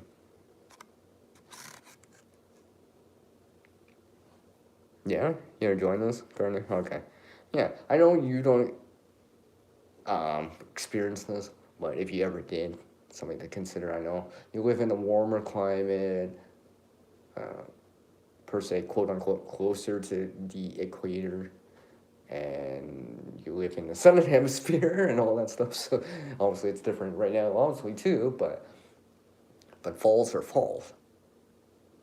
Falls are falls. If you fall from a greater height, it takes the acceleration through gravity or whatever. It's like a steep bank, right? The less time you're falling, the less painful it's probably gonna be. So, and try to reduce the speed or acceleration in this case. Like I said, F equals m times a. Force equals mass times acceleration. Can't really change your mass. You can change the acceleration or slow down or reduce the time of the acceleration due to gravity because you're falling, right? Because obviously falling on ice, you slip out and you're like, right? So that's why I tell people, because I rather see people do that than, have to help someone else, right? I've seen people fall and stuff like that, and it's, people shrug it off per se, right? But sometimes cold can mask the pain for a bit, your adrenaline can mask your pain for a little bit, right? Until the next morning and you're like, oh, right? And you're icing your wrist like I had to do, taking painkillers unnecessarily because, to help with the pain of, you know, whatever, right? Wherever it is, right? Icing parts of your body that you don't want to, having to deal with it, having to deal with that during work and stuff like that. You're still going to work, or still going to school, still doing these activities because you still have to, but you're in pain and all this stuff. So I would try to avoid that, right? Because preparedness is trying to think ahead and avoiding situations like that. Know what to do if you do encounter them, you know, if need be, right? If necessary, but trying to avoid the situation, announce a prevention's worth how to cure. That's the thing. That's the thing, right? So that's just, something I wanted to bring up, right? Trying to relate in the preparedness part a little bit more into this. Because, like I said, I've experienced it myself, I've heard the stories from people I know, like I said, from people I actually know. And I asked them about this. It's because I'm trying to always remember, these things happen to people I know. The stories on the news and whatever from someone else, or, that I don't know very well or whatever, that's one thing. But when it happens to your friend, family member, right, then, it hits closer to home. That's why I'm just like, like even my own family, Sierra's own family, right? You know, they like the ice cleats, right? I told them, I'm like, wear them if you feel it's necessary, because I rather know that you did what you could to avoid the situation like falling and stuff like that than, having to see you in an emergency room trying to get a cast put on, you know, and stuff like that, right? Trying to avoid the situation as much as possible. Reduce that chance as much as possible. Honestly, there's probably still a chance, but right? Because ice cleats can only work so much, but most of the time they will help. Most of the time they will help, especially with spikes and all that stuff, and depending on what it is, right? Obviously, like incline or a decline may be a little bit different, but hopefully these other things, right? Let's just say, I had to walk down a hill. I have to, for some reason, because maybe you got to get to work, and you live at the top and your workplace is at the bottom, right? And let's just say, oh, hey, I'm vehicles in the shop, you know, for example, it's only a 15-minute walk or whatever, half an hour walk. You decide to walk it instead of catching a cab or something like that, just because right now, with inflation, everyone's trying to save some money, conserve some money and stuff like that. You decide to walk. Well, if it's icy or whatever, I'd be like, yeah, I'd rather make it down to work in time, or relatively in time, than show up at work injured. And my coworkers and my boss or whatever is like, hey, Sierra, are you okay? You look different. Yeah, I just looked on nice, boss. Don't hurt your coworkers, and they'll feel for you and stuff like that. But I would not go for that.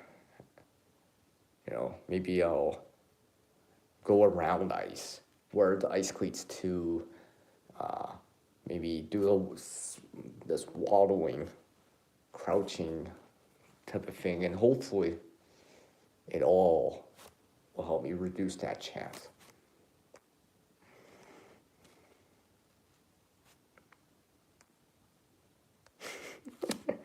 Yeah, and I really didn't go that long, didn't I?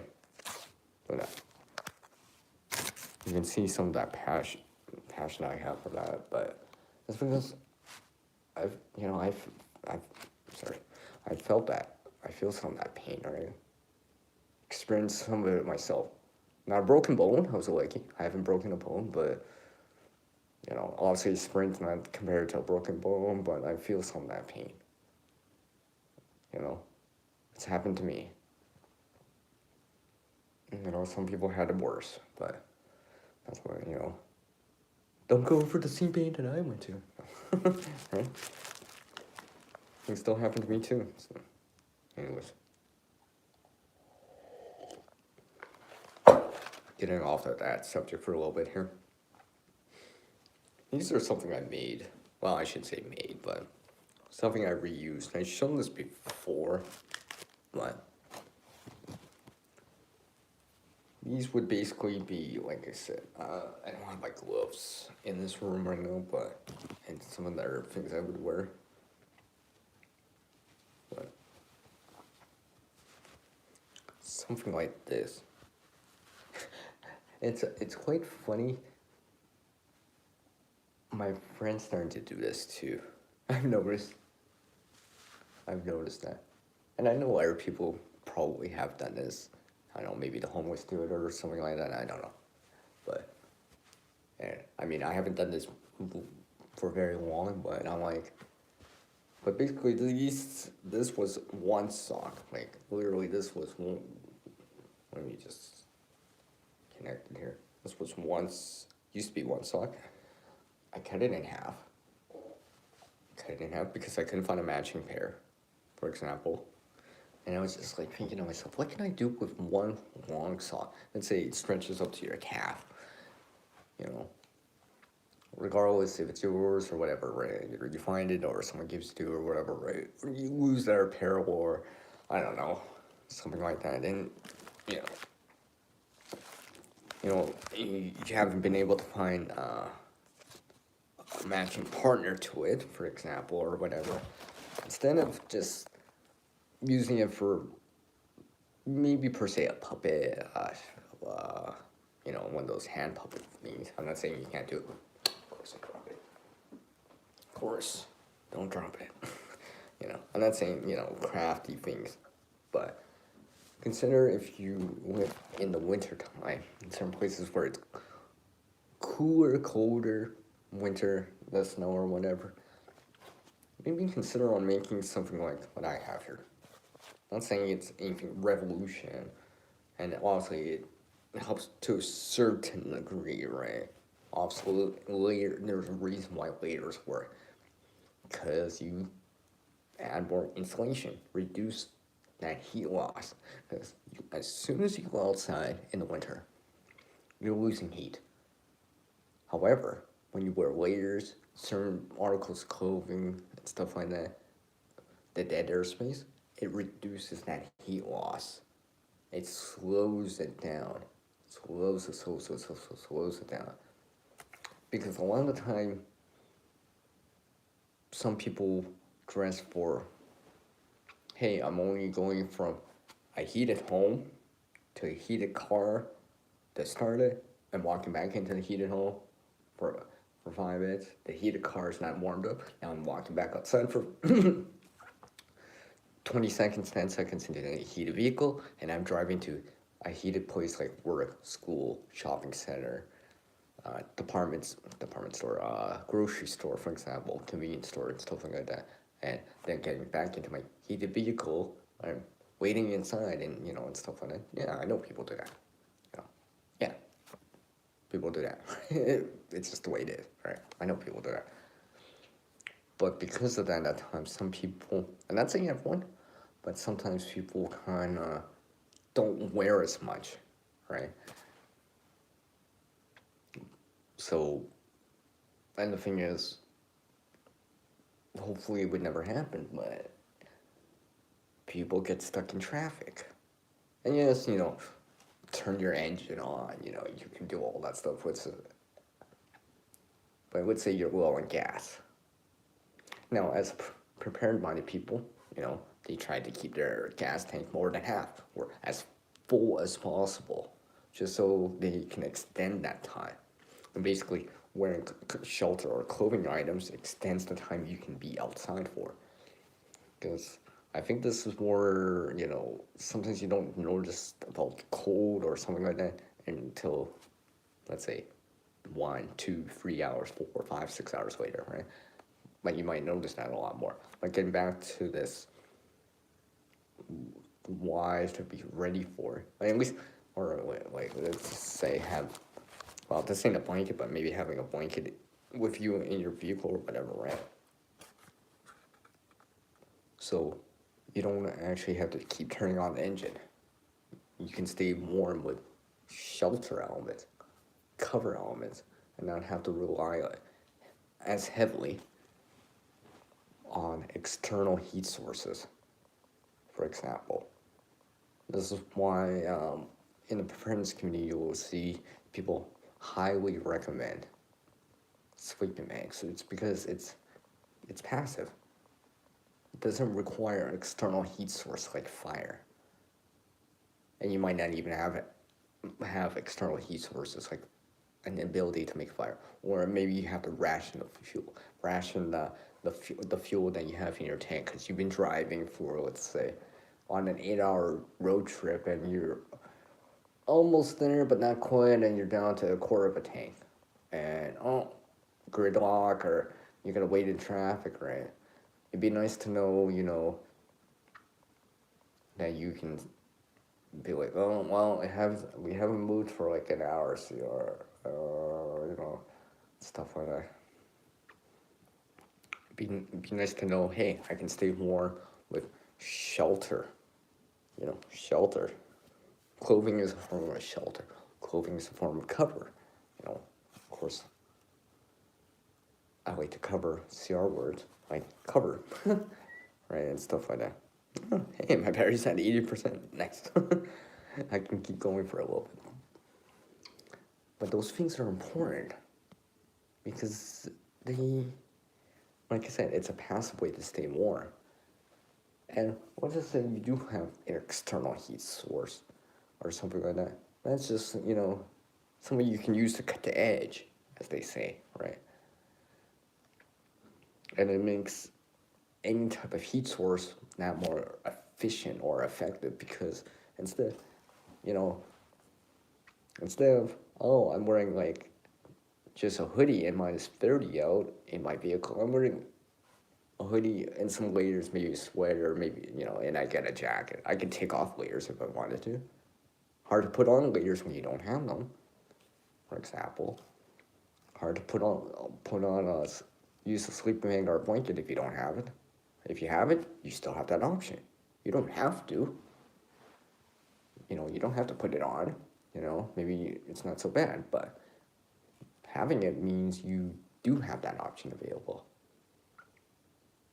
They're relatively lightweight, so they're not adding a lot of weight to your vehicle, reducing the efficiency of your vehicle or whatever, or the space in your vehicle. I get it.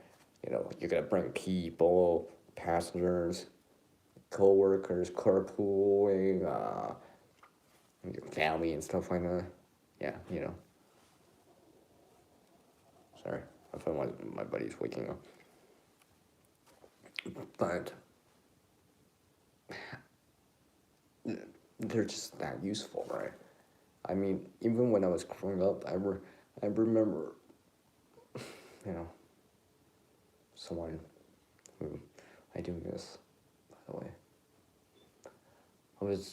Because we went on road trips together, I still miss that time with them. Because unfortunately they passed away, but, they had a warm vehicle, but they also had a form of a blanket in the back, right? Just in case you were a little bit more chillier or something like that, or you're waiting in the vehicle without the engine running, just so, you can retain the heat a little bit more. Stuff like that. And I'm just always thinking to myself, I'm like, yeah. I mean, even as an adult, I've recognized how important that is. I mean, I've told this story many times.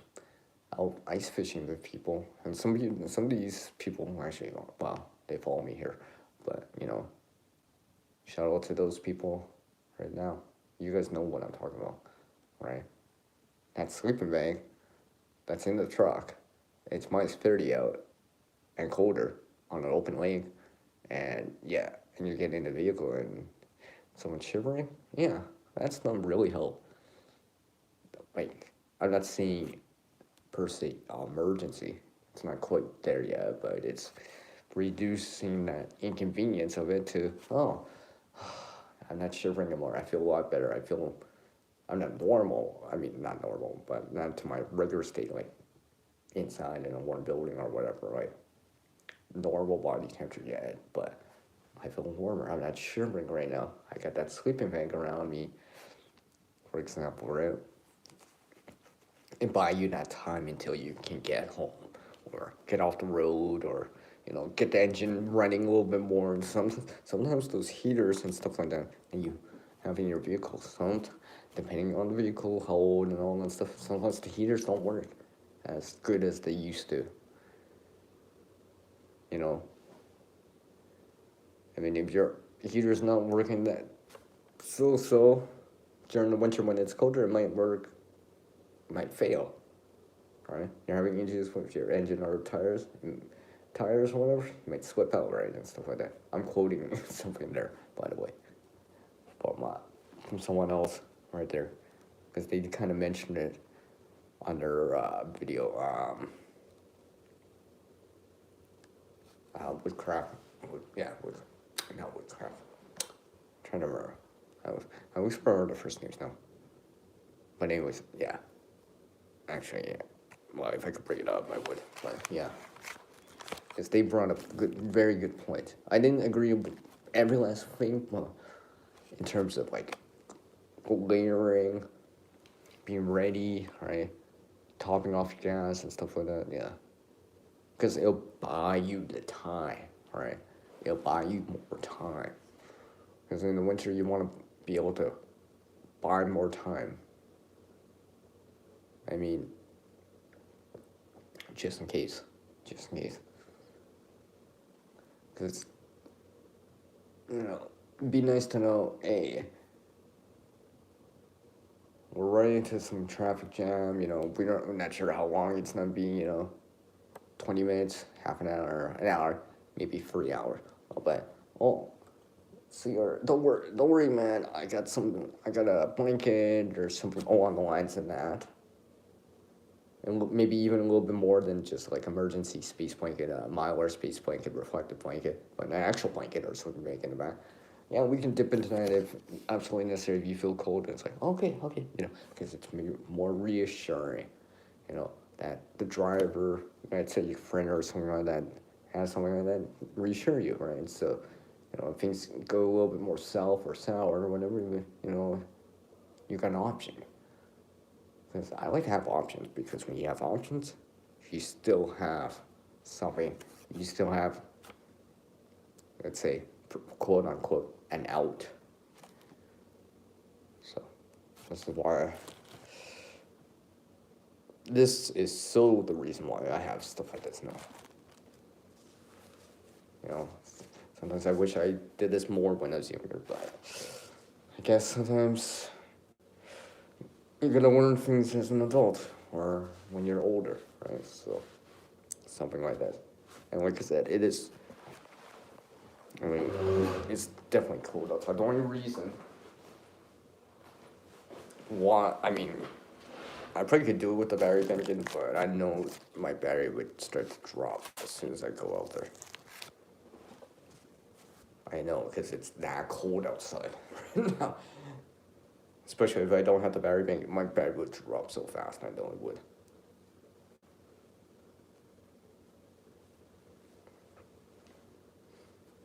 So yeah, it's made just from a calf long sock. From a calf long sock. It has, something I reused. Reused the resource, converted the resource with a CR in it, because, and I know the limits of per se this gear, even from its own to something like basic winter stuff to, oh hey, now I've increased the insulation value a little bit more, for example. let's say, for example, I don't have the example with me, but because my gloves are in their room right now, and like I actually have gloves and bits. These are just more, just because I could more extra layers on. Of course, if you're able to wear extra layers, you know, do so, especially if it's cold out for the time of year, for what you're expecting, for what you're used to, right, and stuff like that. Take winter seriously and go out there. Because it might be that, hey, I gotta wait an extra 15 minutes for that cab to,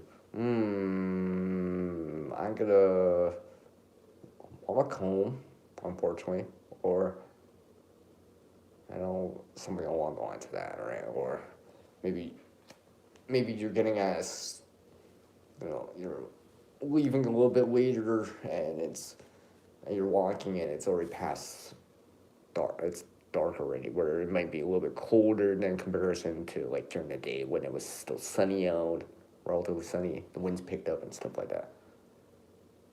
So that's why I do this. I'll show this real quick. Yeah, let me inverse the part that I did cut, because this is the bottom on the sock right here. As you can actually see the roundness from the original too. So you can't quite see this right here. Let me see. I can't even see this. I must have used such dark thread because I can barely even see it. I didn't use anything like white thread, but just whoosh, right here. So backstitch this, right?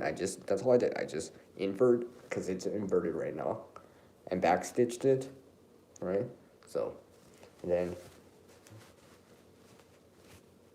right side out again, right, as they say in the sewing world or and stuff. And I got something, and I've noticed also I can actually use it for my cup too. I can insulate my cup a little bit more if I had that insulated too. So that's why I also have it now. And I've noticed, I'm like, oh, wait a second, this is even multi-purpose now, right? Multi-purpose. For example, I'm not saying this is gonna be really, really warm, right? Because it's only one thin layer, but I can, because you can get like a ski mask or I always, well, I never pronounce it well, but it starts with B anyways, right? And and they go around their one piece. Well, I wear glasses, for example, right? So those are hard to get on for me at times, and sometimes I gotta, lower this down, exactly, Guardian, yeah. So I gotta lower this down, stretch it or whatever, and sometimes I'm like, maybe I don't need, I can just get by with the nose opening and stuff like that, right? But something like this, let me just change this around real quicker. Let's just say, because I've shown there what I was wearing, I can just be like, oh, hey, I need a little bit more on my head. Well, look at that now. I'm adapting. Look, multi-purpose now. Now it's just not for a face covering in terms of wintertime. I'm saying wintertime, right? When it's colder out, windy or whatever. Oh, now it's covering my head.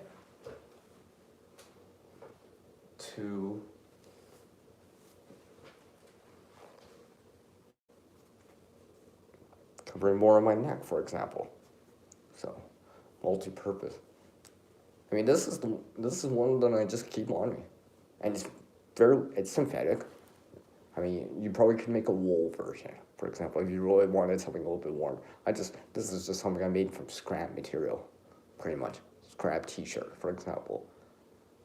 So, in those people that like to sew, craft, or whatever, I do consider it. Also, if you live in a warmer climate, I mean, obviously that's different, but if you live in a cooler, colder climate like I do, some places like in the U.S., let's say, I don't know, Michigan, some other places, all that stuff, do consider it might, and add it into like gear that you can always wear. Because I can always layer this around, add this on top. I could be, let's just say I had a scarf. I've gone away from wearing scarves so much, but personally because they interfere when you're trying to zipper and stuff like that. Because the way that's long and stuff like that, and not tussles, the tank. Anyways, those things, right? Yeah, I don't like that anymore. So this is why I've gone away from scarves. But if you wear one or whatever, I can put this on top over that, and more layers in, more layers, more dead air space and stuff like that. And let's just say, or wear this as a base layer, then put the scarf over top. So it's like, oh, I need to talk to someone, or glass is fogging up or something like that. I can bring the scarf down just a little, yet still have a degree of protection. I say a degree. Obviously, it's still minus 30 Celsius. It's still minus 30 Celsius. Basically, it's just like having a base layer. So, for me, this is like a base layer. This is why I like doing this. So, buffs, skaters, and stuff like that, I've been reconsidering, you know what? They are a lot more useful than I think. They're not per se. Well, they could be fashionable, but they're generic, or this is generic. Well, this one's just another one that someone sent me, but and thank you to that person, by the way. At first I didn't wear this one, but I've been realizing how useful it is. So that's why now I'm actually starting to wear it a lot more. But coming back to what I was saying, yeah, you can make a wool one. I mean, like, let's say, you got a wool sweater, 100% wool sweater, for example, right?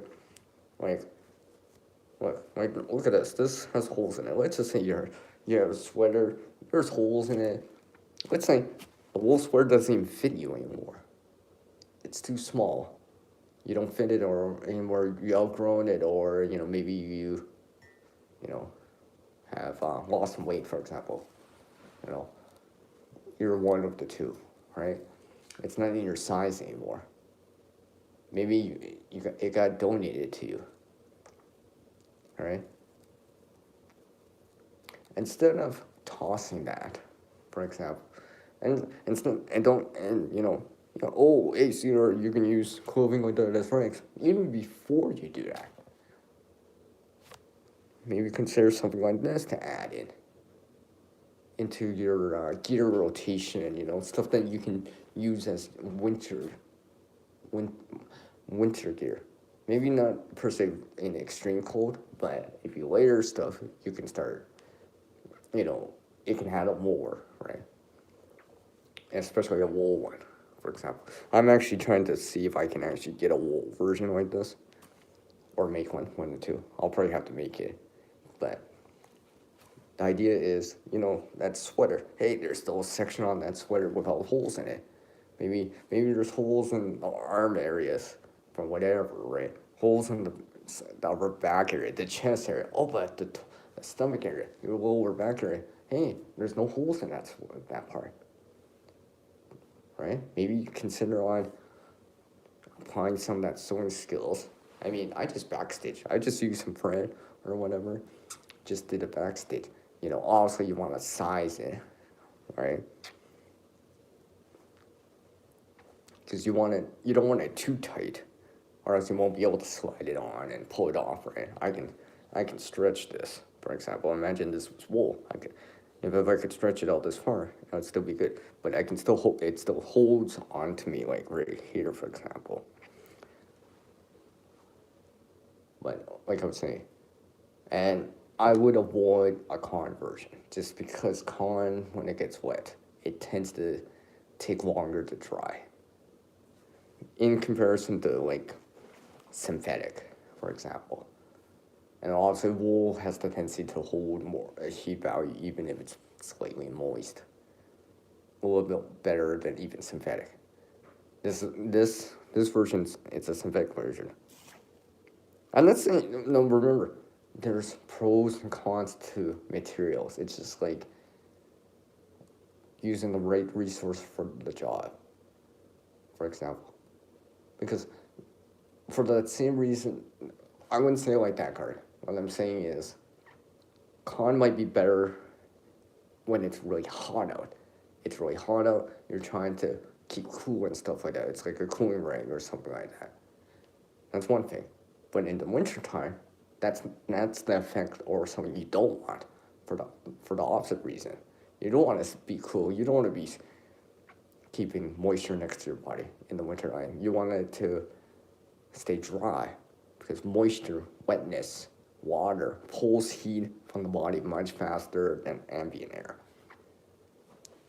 And this is why it has a high specific heat value of 4.19, which I seem to remember from school. I seem to still remember this. I don't even know why I still remember that, which is funny. Maybe because it's one off of 420. Did I just say that? Yeah. But anyways, coming back to what I was saying. This is why I have this, and this is why.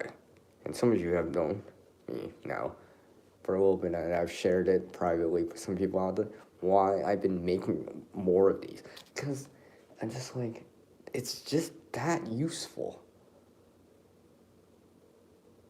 And let's just say some sort of car kit, emergency fix, some sort of go bag or whatever, right?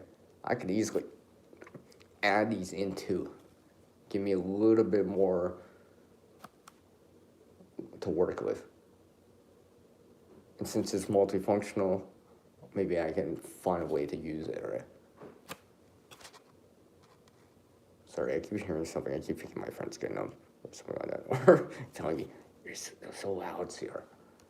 That's why I actually came into their room.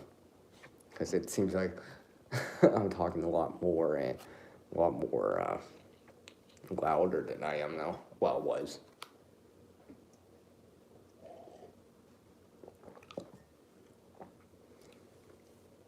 You know, something like this. I'm not saying it's not helping me in minus 30 on its own, minus 20 on its own.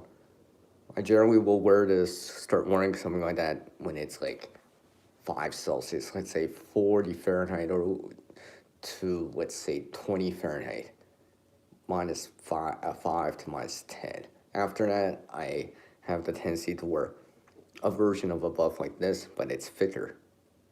Or if I wanted to, I can layer it in. So I can see, for example, if I had the herb one with me, which is not with me right. Actually, it might be. Hold on.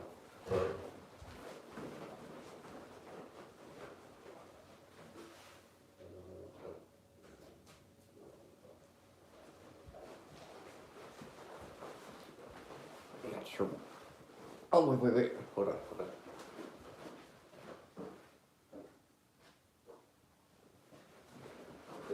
I forgot that I left it. I forgot that I left them in the kitchen. I do have it with me. See, I have another version of this one right here. Look. So, for example,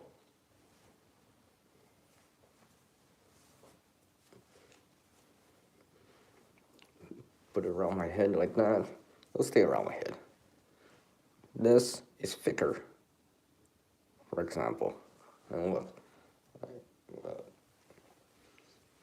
Now I can layer both of them. Now I have both of these on.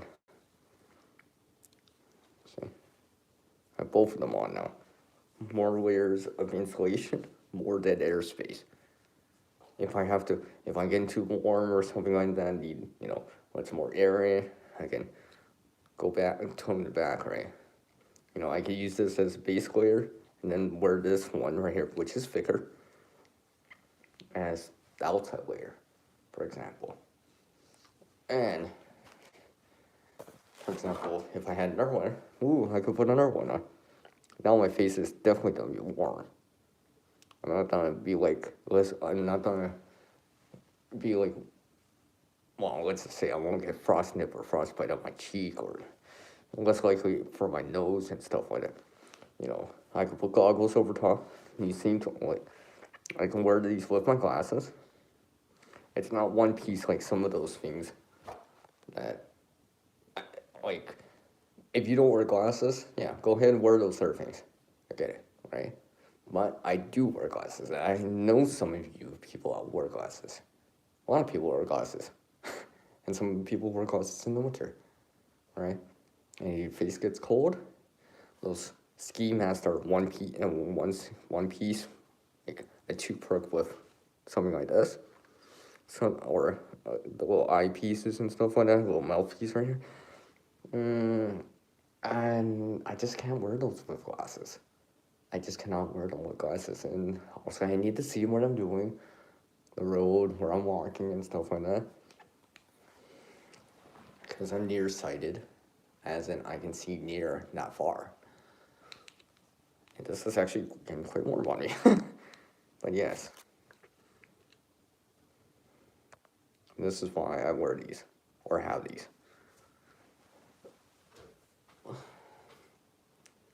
And just to prove my point even a little bit more here, why I like these.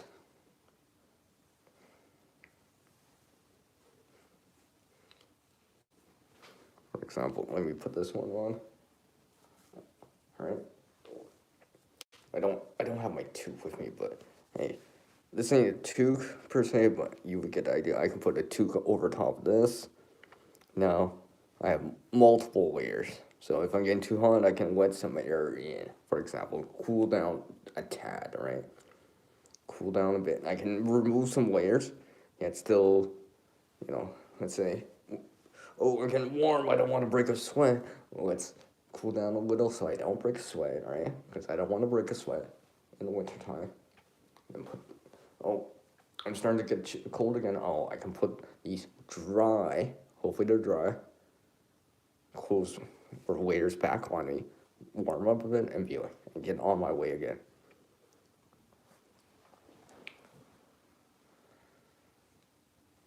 Because like I said, the last thing you want to do in the wintertime is be wet. It's not going to be pleasant. I mean, I'm not saying it's going to be a life-threatening thing. It could be, don't get me wrong, but it'll be very inconvenient and you'll be very much in discomfort. For example, I could have a story about that, but I don't want to mention it. It's not a personal story, but it's just something else with some person that was helping my buddy out, and I'm like, yeah, let's try not to get your socks wet. Because you still have to walk back outside, for example, and that's probably not a good thing in the long run. I mean, it's not like their sock was saturated, but you know, it just would be more discomfort, for example. Oh, so yeah, this right here was made, and this too. These two things right here were made from our articles of clothing that I had. Because actually, I'm thinking I'll wear this for a little bit just to illustrate the point and how comfortable it is on me. The bolster protected my. See, I have two layers right here. Thin, yeah, I grant that. I'll say it's windy, it might go for it, but I can, like I said, I can put a hat over top. But these, and specifically this was actually just made from a toque. I was just thinking to myself, I'm like, I got all these winter toques, right? Or how many winter toques is overly too many? Yeah, I have these, you know, for minus 40, minus 30, minus 20, minus 10, so forth and so forth, right? Range of degree of wind or cold, but, and things to rotate out, right? Because also you keep it fresh and do laundry and all that stuff, right? And maybe a spare or something like that. But I'm like, how many do I really need? And I'm like, wait a second. This one hat, yeah, I've had it for a while, and this was a toque. It was a toque. Like basically, just because you can actually see this right here. You could see where I sold that inside right there. I went all. Did I go all the way? I think yeah. I haven't gone all the way around on this one. Yeah, see, I haven't finished sewing it. It's just right here. Basically, I would, because I still have to work on this, but stretch it and then backstitch it in. And just because this is stretches, I gotta make sure that this stitching is tight, or really, spacing at the gap is like this. For example, like, I don't know, like a 16th of an inch, maybe 2 millimeters or something like that. So both a standard and a metric system of measurement for you guys and gals, you people out there. So, but basically, it was like this would have, if I fold it in half right here. Well, come on, see. Yeah, so you can see this was the inside of this was originally the inside the hat. Oh, all right. See that seam line.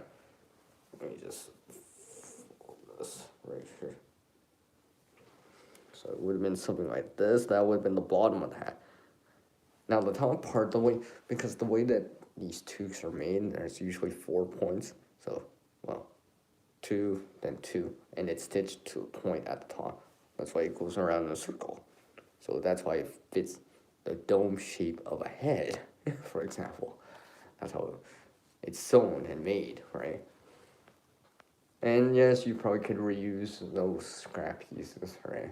For like, for something else, another project, pillow, stuffed pillow, right? So you can use that stuff for other things, right? But this was just one that I had that I didn't even, I wasn't even using this toque.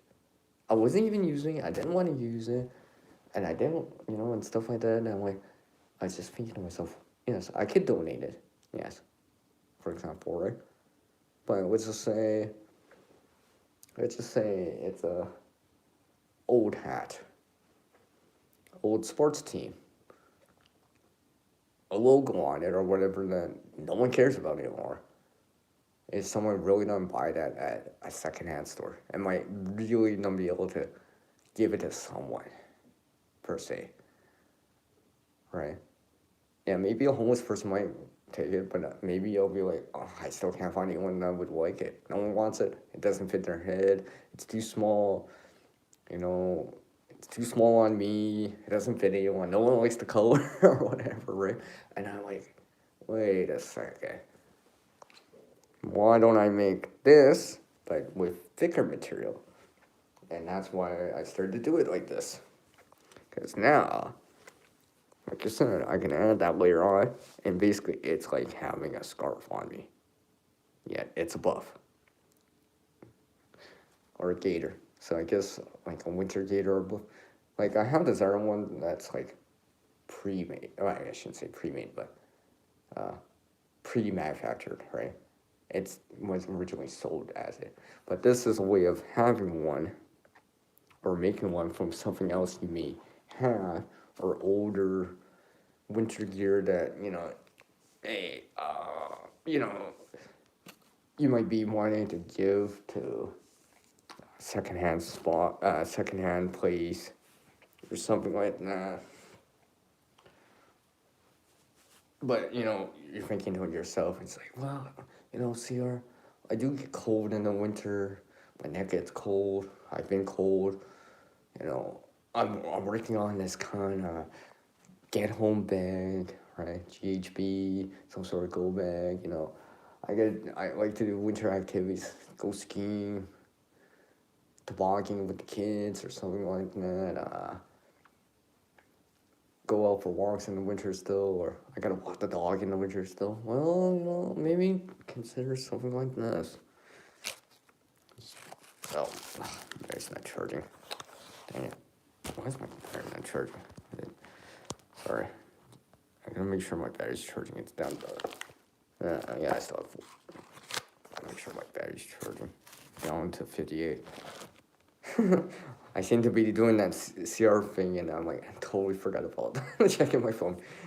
Yeah, but because I have lots to say about this.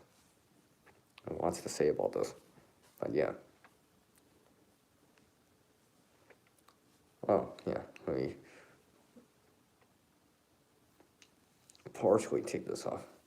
Now this right here, hold on.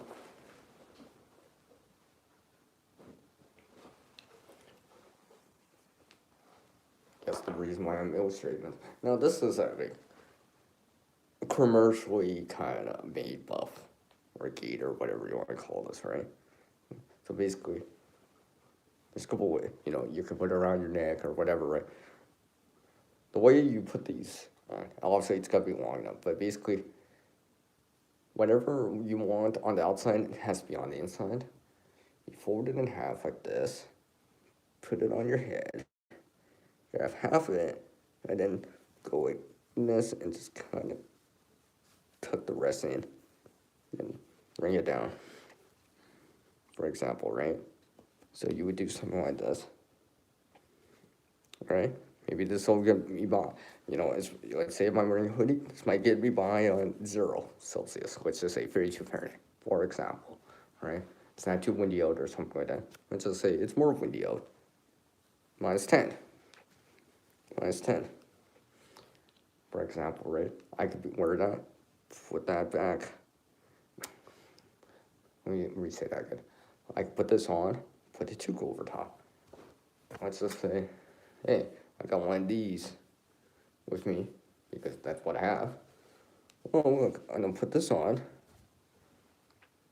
and do that thing that I just showed, right? Go like this, for example, right? And now, stick that piece underneath my head a little bit. Now, also, there's an opening at the top. There's not an opening, but there's an opening on that inside one at the top. But then put my hood on. All right. So now my ears are covered. As you can see, my ears are covered by at least 3 layers, 2 thinner layers of, right? Almost 4. It's stretch. See, the buff that I have around covering my face, that's a thin layer. And this layer, and then my hood. And then imagine if I had a jacket too. My face would feel a lot warmer. I wouldn't be like, ooh, the windshield's kind of hurting my face. I'm getting frostnip or frostbite on my face. Or, cold nose or whatever like that, right? Because the first one, may help. And now, like I said, I would, thanks. Thanks, Guardian. I appreciate it, man. Actually, I can change this, right? Yeah, I can. It should change now. Yeah, there we go. I figured I'd change that because, since I'm wearing something blue, you gotta look beautiful, Guardian. I'm just saying. It must be those new threads you got. Alright, new threads you got, but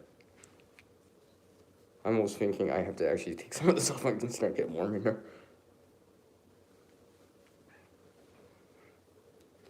See, I wouldn't see. It's not that it'd be too cold for me to go outside. It's more like too cold for the phone to go outside, right? I know I would be able to handle it that time, but I know my phone battery would start dropping so fast, and I thought I was charging my phone, and now I went back down to 58 again.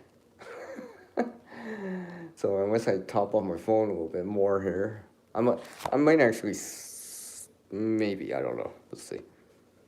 But the idea is, look, multiple layers. And this is just one that I keep on me. I usually, during the fall time, I had the fall colors out, but during the winter time, I tend to have it inside out. Yeah, inside out. So honestly, like this back on, cover my forehead a little bit more. You know, maybe I'm just let's say putting out the garbage. I could just wear something like this real quick, all right? And I have to go per se get a tukia because I already have it on. But it's just on me. And like I said, I got gloves with me. I got gloves with me, right? These gloves. Look.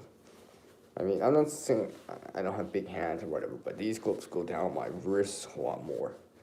Because some of those, like, cut off, I shouldn't say cut off, but end right here, right? Just below the wrist. These go down my wrist a lot more. So, for example, right? Obviously, dexterity changes when you start wearing stuff, but depending what you're doing, right, and stuff like that, and the task and all that stuff, right? Because I know my buddy, Bush Dog, you ran Bush Dog Scrapper. If you're listening to this randomly, to illustrate my point more, right? Getting frostbite, frostbite because you're scrapping metal outside or whatever, right? And stuff. Or let's say you're doing stuff outside, right? Having some gear, right? I mean, yeah, my dexterity is not as great, right? I can't handle. I shouldn't say handle. Well, I guess handle certain things with dexterity. Let's see. Here's battery back. I can still grab. See how that almost slipped out? Right? Be different compared to having just one glove or my bare hands on it. Dexterity, traction, and stuff like that. I get it. But because I have layers, I'm not touching bare surfaces. Although thin gloves, like usually you would see these usually they're in black, cut off right here. These would be like to prevent you from just touching bare surfaces. Let's say your car door, a door on the outside, a gate, something like that. All right. This per se isn't per se keep you warm, and when it's cold, right? When I say cold, I mean something like this on its own would be good enough for me. Not without my hands in my pocket. And let's just say without including windshield factor, because obviously windshield is, wind still might penetrate this. This might be good enough between, let's say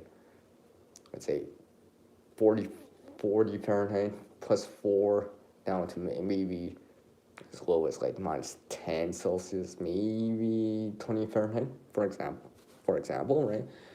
Results may vary. Some people can handle cold more than others. Some people are a little bit more, I don't say more, but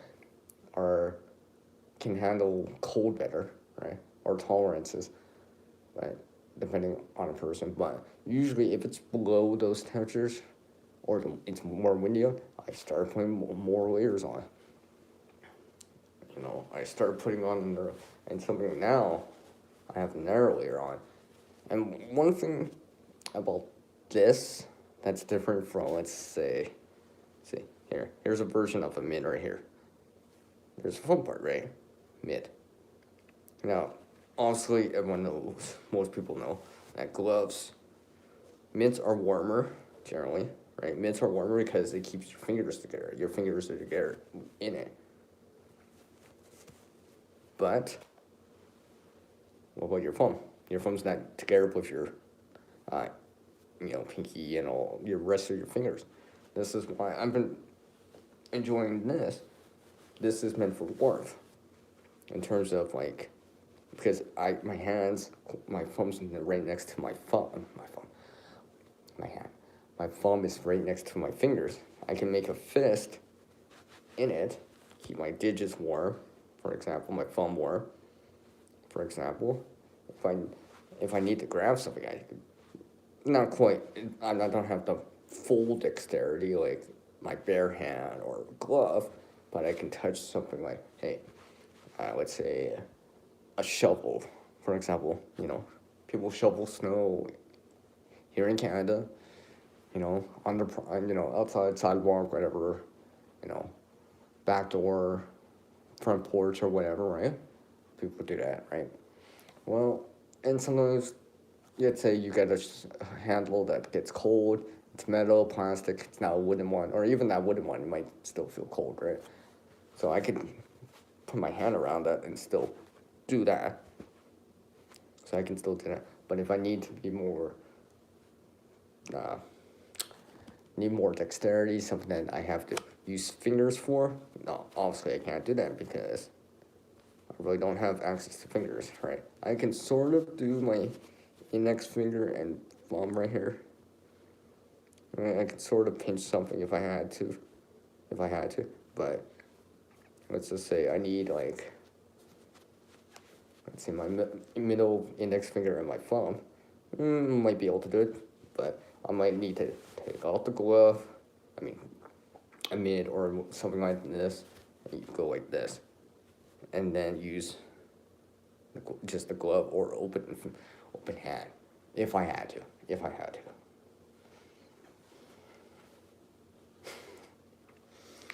And this is why I have this now. And I've been trying this out for the last little bit now. I think it buys me, and also it depends. And I'm talking about both with a glove like this, maybe a base layer, maybe used as a base layer. Not meant for cold, right? Just meant for, it's just slightly below freezing, maybe. And you're not outside too long. You're not going. I'm not going to go skiing with this. I'm not spending the whole day outside with just this. No, right? But maybe you're walking, half an hour into school, for example, and or let's just say,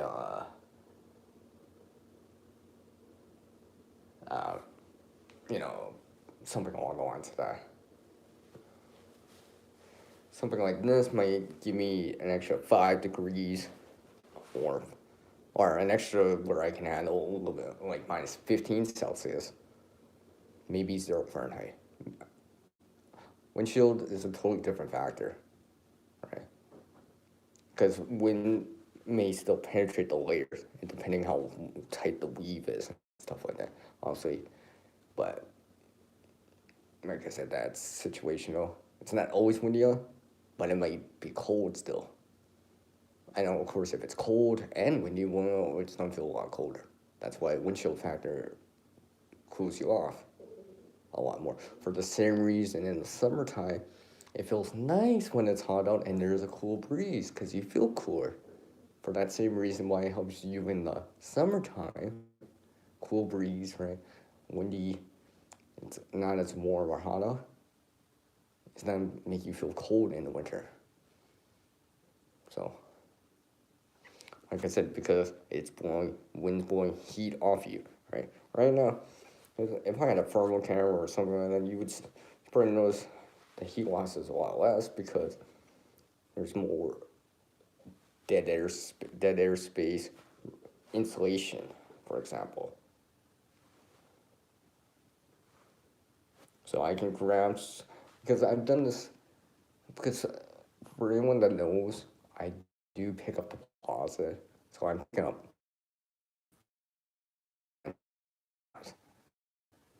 right? And I've noticed that, like, what's a can made? Metal, aluminum, for example. I mean, I can feel that conduction loss. Here, I just happen to have the spoon, right? If this was sitting outside right now, for example, if I went to go touch this, I would probably almost certainly feel instant frostnip. I wouldn't necessarily say instant frostbite, but it'd be cold. And if my hands were wet, I'd feel that a lot more because conduction conduction loss from the metal and my hands wet, it'd be like, all right. right? I feel, woo, right? I would almost like a reflex of it. But because I'm inside, it doesn't feel so bad. But sometimes when I'm even doing this, I can feel that conduction loss. So this is why it varies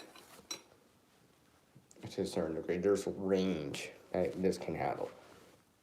But if, let's just say something like this, it's 0 Celsius, 32 Fahrenheit, minus 5 Celsius, let's say in the 20s Fahrenheit range, something like this, I'd be fine for a whole day outside. I'd be good. I could take it off if I start feeling too warm, overheating or something like that, but I have the layers with me. Now,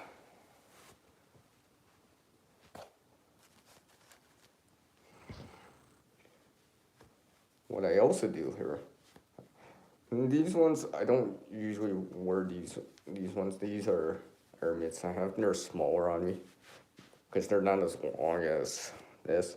But look, I can actually now, if I'm wearing, I can put this version on if I wanted to. Now, have a little bit more dexterity because I have that thumb available, but because it's a trade-off. I have more dexterity because I can have that thumb part available more, right? To a certain degree, but because my thumb's more exposed, it's not next to my digits, I could still do this, right?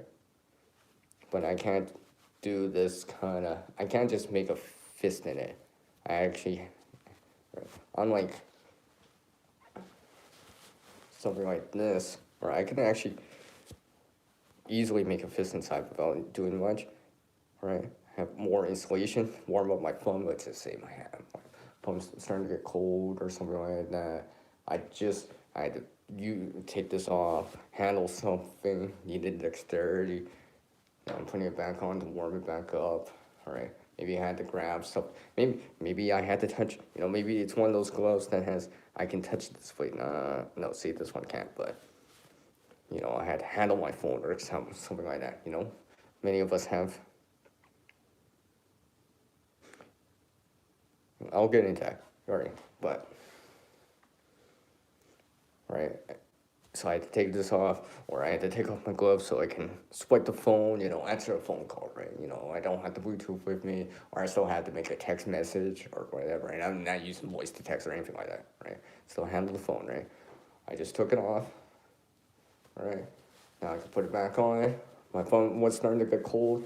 I can just put my hand in a fist like this, right? My hand's in a fist right now, right? Warm up my thumb a little. Oh, it's starting to get warmer. Okay, now. I don't know exactly what they would call this. I don't even know what they call this. Because there is mitts out, these hybrid type of glove or fingerless gloves that have a mitt portion. So basically, it'd be like this, no finger. You see, the fingers would be exposed right at the tips. And that might be fine for touching a display or whatever, right? However, those alone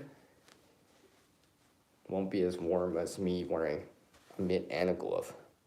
Well, it's not just because it's because there's two layers, but it's because there's actually something covering my fingertips. So it's that trade-off of, I wouldn't say mobility, but like dexterity to protection. So, because sometimes I will take off my glove. It just depends what I'm doing, right? I also remember I gotta put it back on, right? And, well, let's just say I went out right now. I can actually, I have a glove. And yes, I've shown some people this before, at least once, in the stream too. Not just one, not just two. I could do 3 layers right here if I felt that it absolutely necessary. If depending what I'm doing right now, obviously now that you have more and more layers around your hands, for example, because you're not gonna notice this so much on your torso or on your legs. You're gonna feel that on right on your extremities, like hands and feet, because you can only put so many layers on your feet and your hands, because or else your boot's not that fit, or shoe or whatever, or in this case with your hand, dexterity. Because now, yeah, my hand's super warm, but can't touch my display. Also, there's probably no way. And my phone's back up to 90%, at 70%. Here's the battery bank I've been using right here, but it's much harder for me to grip this now. And like slide out, it's harder for me to get my hand around it just because I have more, right? Because I can't spread my hand as wide now. So there's the trade-off right there. Yes, it is warm. Like if I wore this outside, I would just say, no. Is it warp? No. Right? I'm not making snowballs or making a snow person with this, right? Per se. As long as this stays dry, I'm pretty good. I'm gonna be very good, actually. But like I said, it's that trade-off. So, and if absolutely necessary, I say absolutely necessary, I can put on the jumbo mitts that I have. I did not bring them because I didn't feel like I required that. Like, it's just like you see these kind of extra large mitts that, let's say, people in the Arctic or certain areas of the world, maybe here in Canada too, right, have. And some people, may have extra large mitts, right? And stuff like that they would wear, regardless if it's synthetic or natural. Some sort of animal hide, natural fur, whatever, rabbit, whatever, right? All this stuff, right? Regardless of that, it's just like this, right? More layers, right? So this would be like your base, what you're wearing. Your hands exposed. You gotta hold on to something. You gotta push a shovel. You gotta hold on to a leash or something like that, right?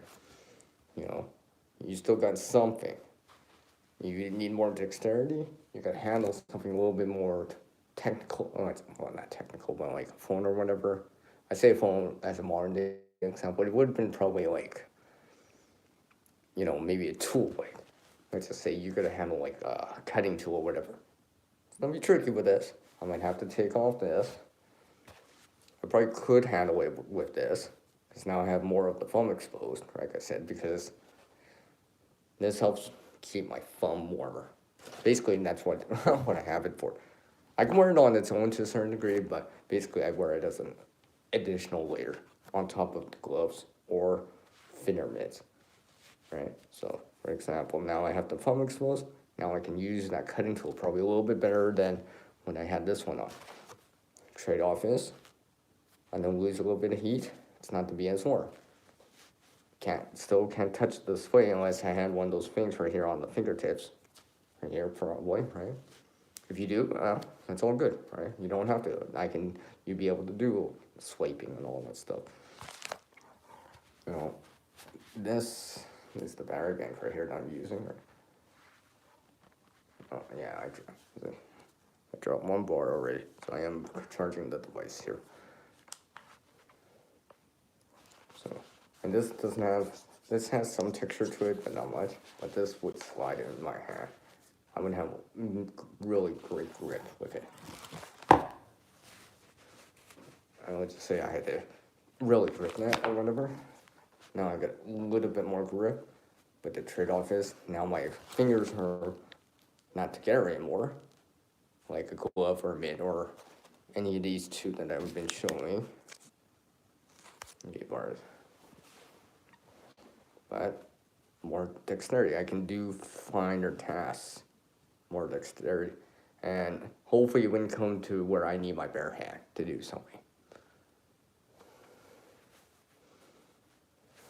For example, and one of the things I also do here, it's depending on what I'm doing. I know I know in the past, I know as a child, when I was growing up, my my parents would say, and honestly, I think, you know, you might, for some of you out there, might be more familiar with that. May have even experienced it yourself when you were younger, growing up and stuff like that. Having your gloves or mitts on inside your, like, string with cordage around up the arm, along your back, and then to the other side to hold your gloves so you can, it'd be like, and they're just hanging.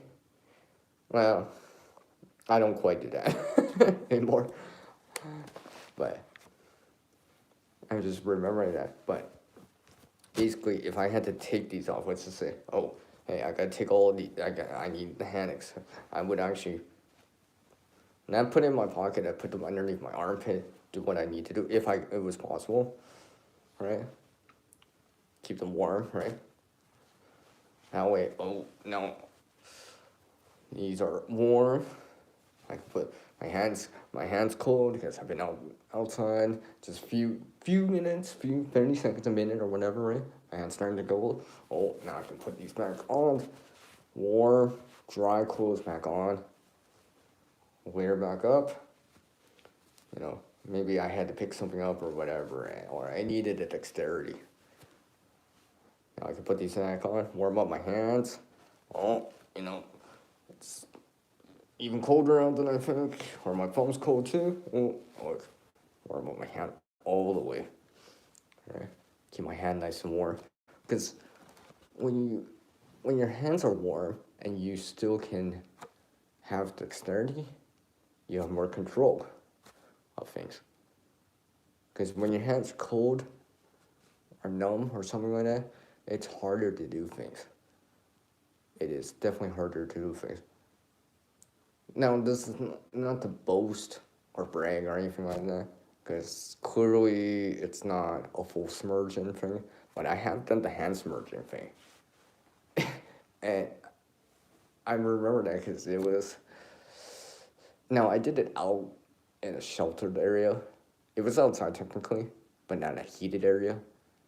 So the outside temperature was like -20 when I did that. That's with liquid water too, right? Snow and water. I mean, I have a video here on the channel, but I haven't done that in a while. But yeah, that showed me so much.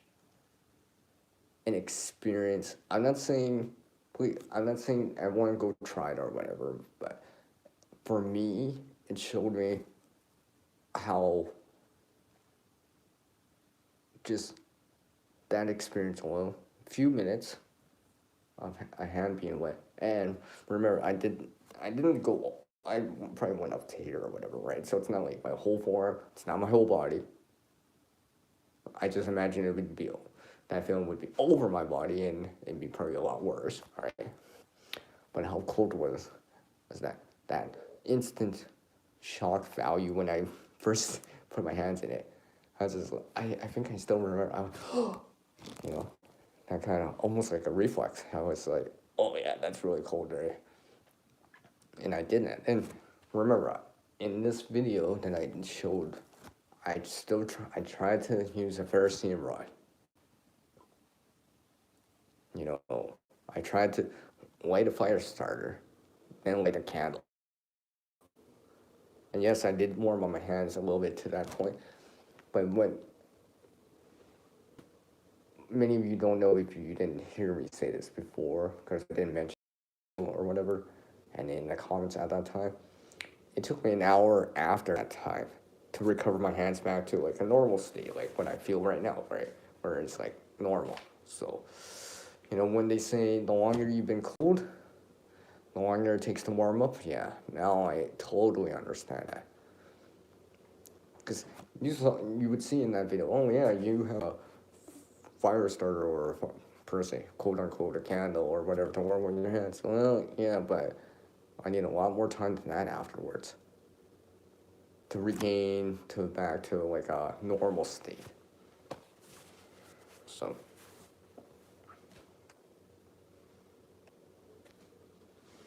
yeah. Anyways, here, clearly I've been going for a while. So I'll probably go for another 10 because it's getting late and I've already dropped my bar on this battery. I do appreciate everyone that dropped by, and I hope I'm not saying person quote unquote do what I consider taking winter seriously. You know, have some gear ready that's not just winter looking, right? Looks winterish, but it actually can keep you warm. Actually helps you.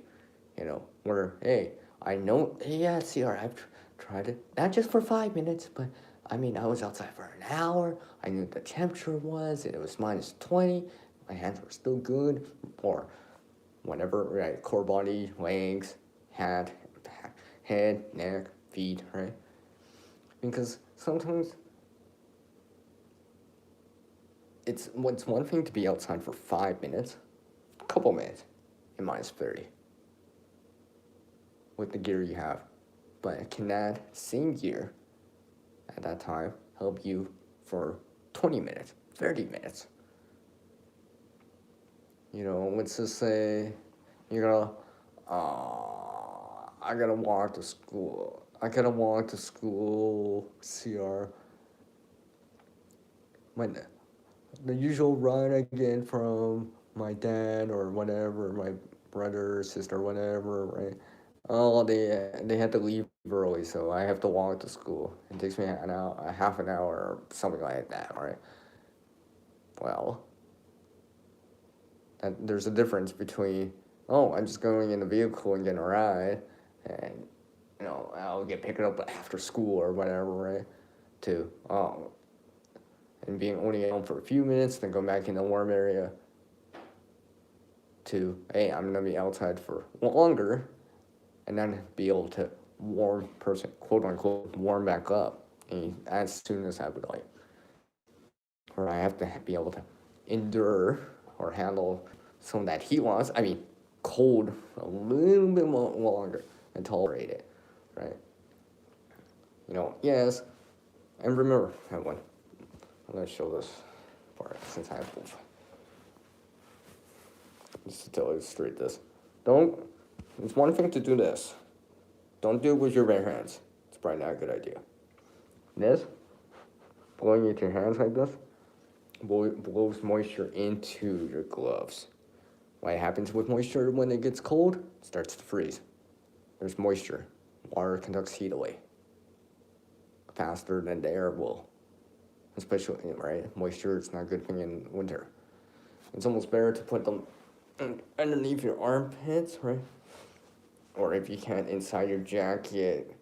Now, if you're standing still or whenever not walking, maybe that, and you can put them in your pockets. But if you're moving, that's a totally different. Don't avoid that, like I said earlier. But underneath your armpits, right? I've done this before where I had to warm up my thumbs because I've had frost nip or minor frostbite where I'm like, oh, that hurts. All right, you know. I say minor. I've had minor frostbite, right? But that, where I gotta do it for at least 5 minutes, and I'm already inside a place. I'm warming up, right? Everything else is warm. Yeah, my thumb's pretty cold, just because the activities I was doing, right? Hands exposed to the air and all that stuff. And I'm talking about wearing, at least 2 layers. At least 2 layers, right? I haven't tried this with all 3 of these yet, but outside, right? Because I know people that do outdoor biking activities even in the winter. It's common here in Canada, but there's other places in the world that it's a little bit more common, right? So dress properly for the weather, all right? The best you can, all right? It's nice to have really warm clothing, but sometimes you may not have the dough for it and such, but still wear layers. Layers are important. Layers are going to be the way that you stay warm. Layers are still going to be your thing, right? Even if you don't have this ultra lightweight you know, I don't know, you know, downfield jack, let's say wool mittens, I don't know, that's expensive, or you bought at a department store, or, you know, $30, $40 gloves or whatever, or mitts or whatever, right? But we're leaders, right? We're leaders. Leaders are still always gonna be a key factor. So thank you everyone for joining me on this. Well, it's not quite the 2 minute warning, but I'm gonna go into this about 5 more minutes. But yeah, about 4 more minutes, everyone. I do appreciate everyone that dropped by. Garden, thank you. I know Megan, Gear, Puppy were in earlier. Some other people were in earlier and stuff like that. So I do appreciate you all dropping by. And hopefully this gives you an example of why I do certain things. Alright. Because apply this to your feet.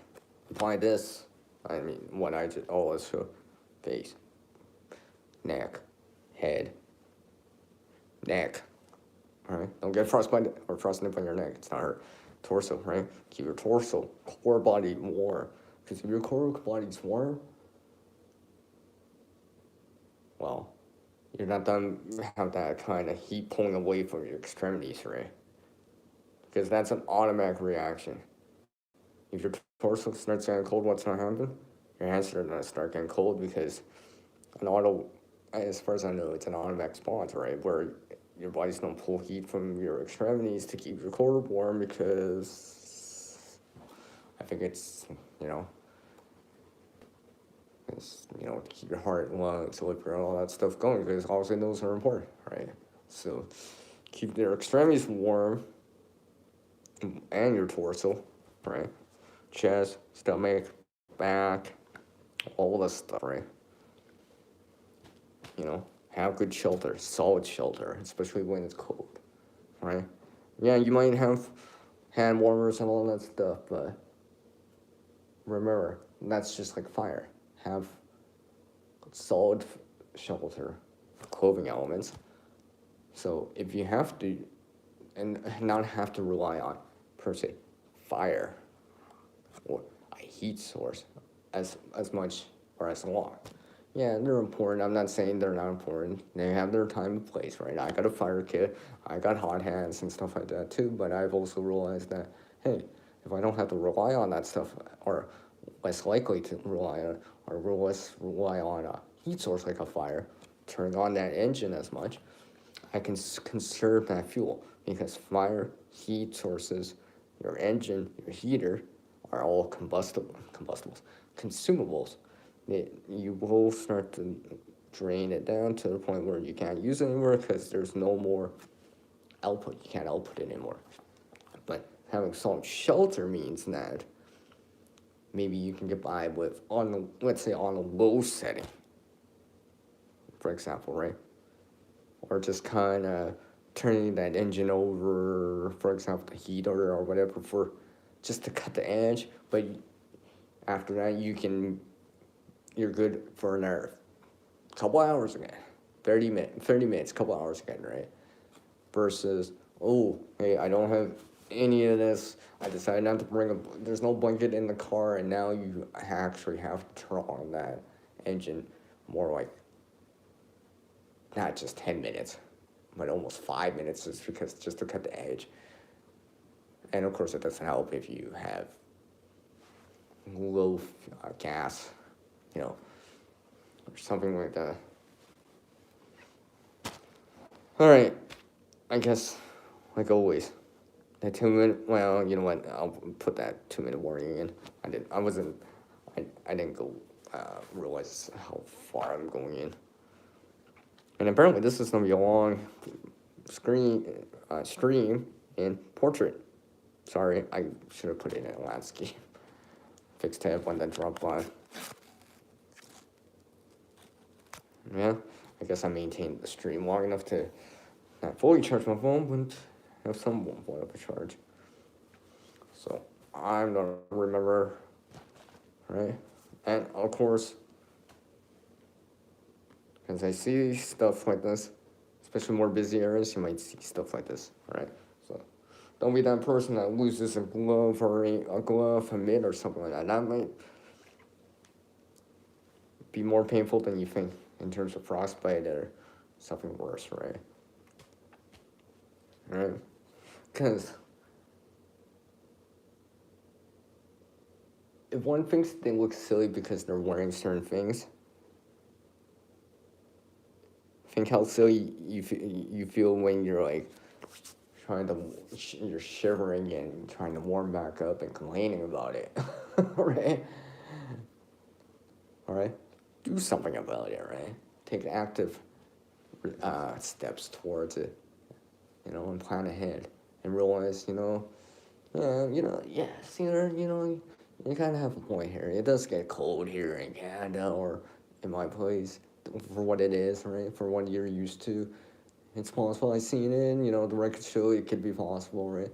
And having not just the gear, obviously, but the skills and knowledge and experience, right? Experience might tell you how it is, right? It's just like experience, it's just like history or things that have happened, could happen again, or they've only happened a few years ago, right?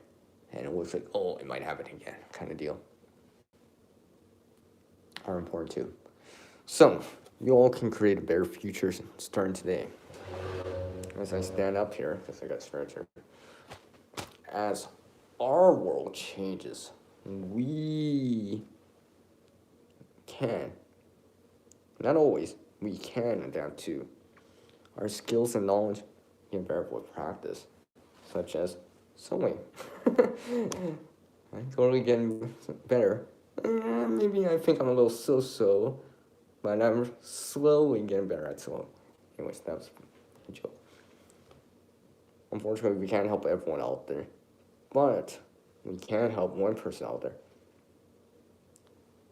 Family members, co-workers, people we know, and of course for ourselves too. Skills, knowledge, experience. So, all right, everyone. Thank you for this. Take care, everyone. I know it was a long stream. All right, everyone. Take care. It's peace out from the one known as CR. Take care, all.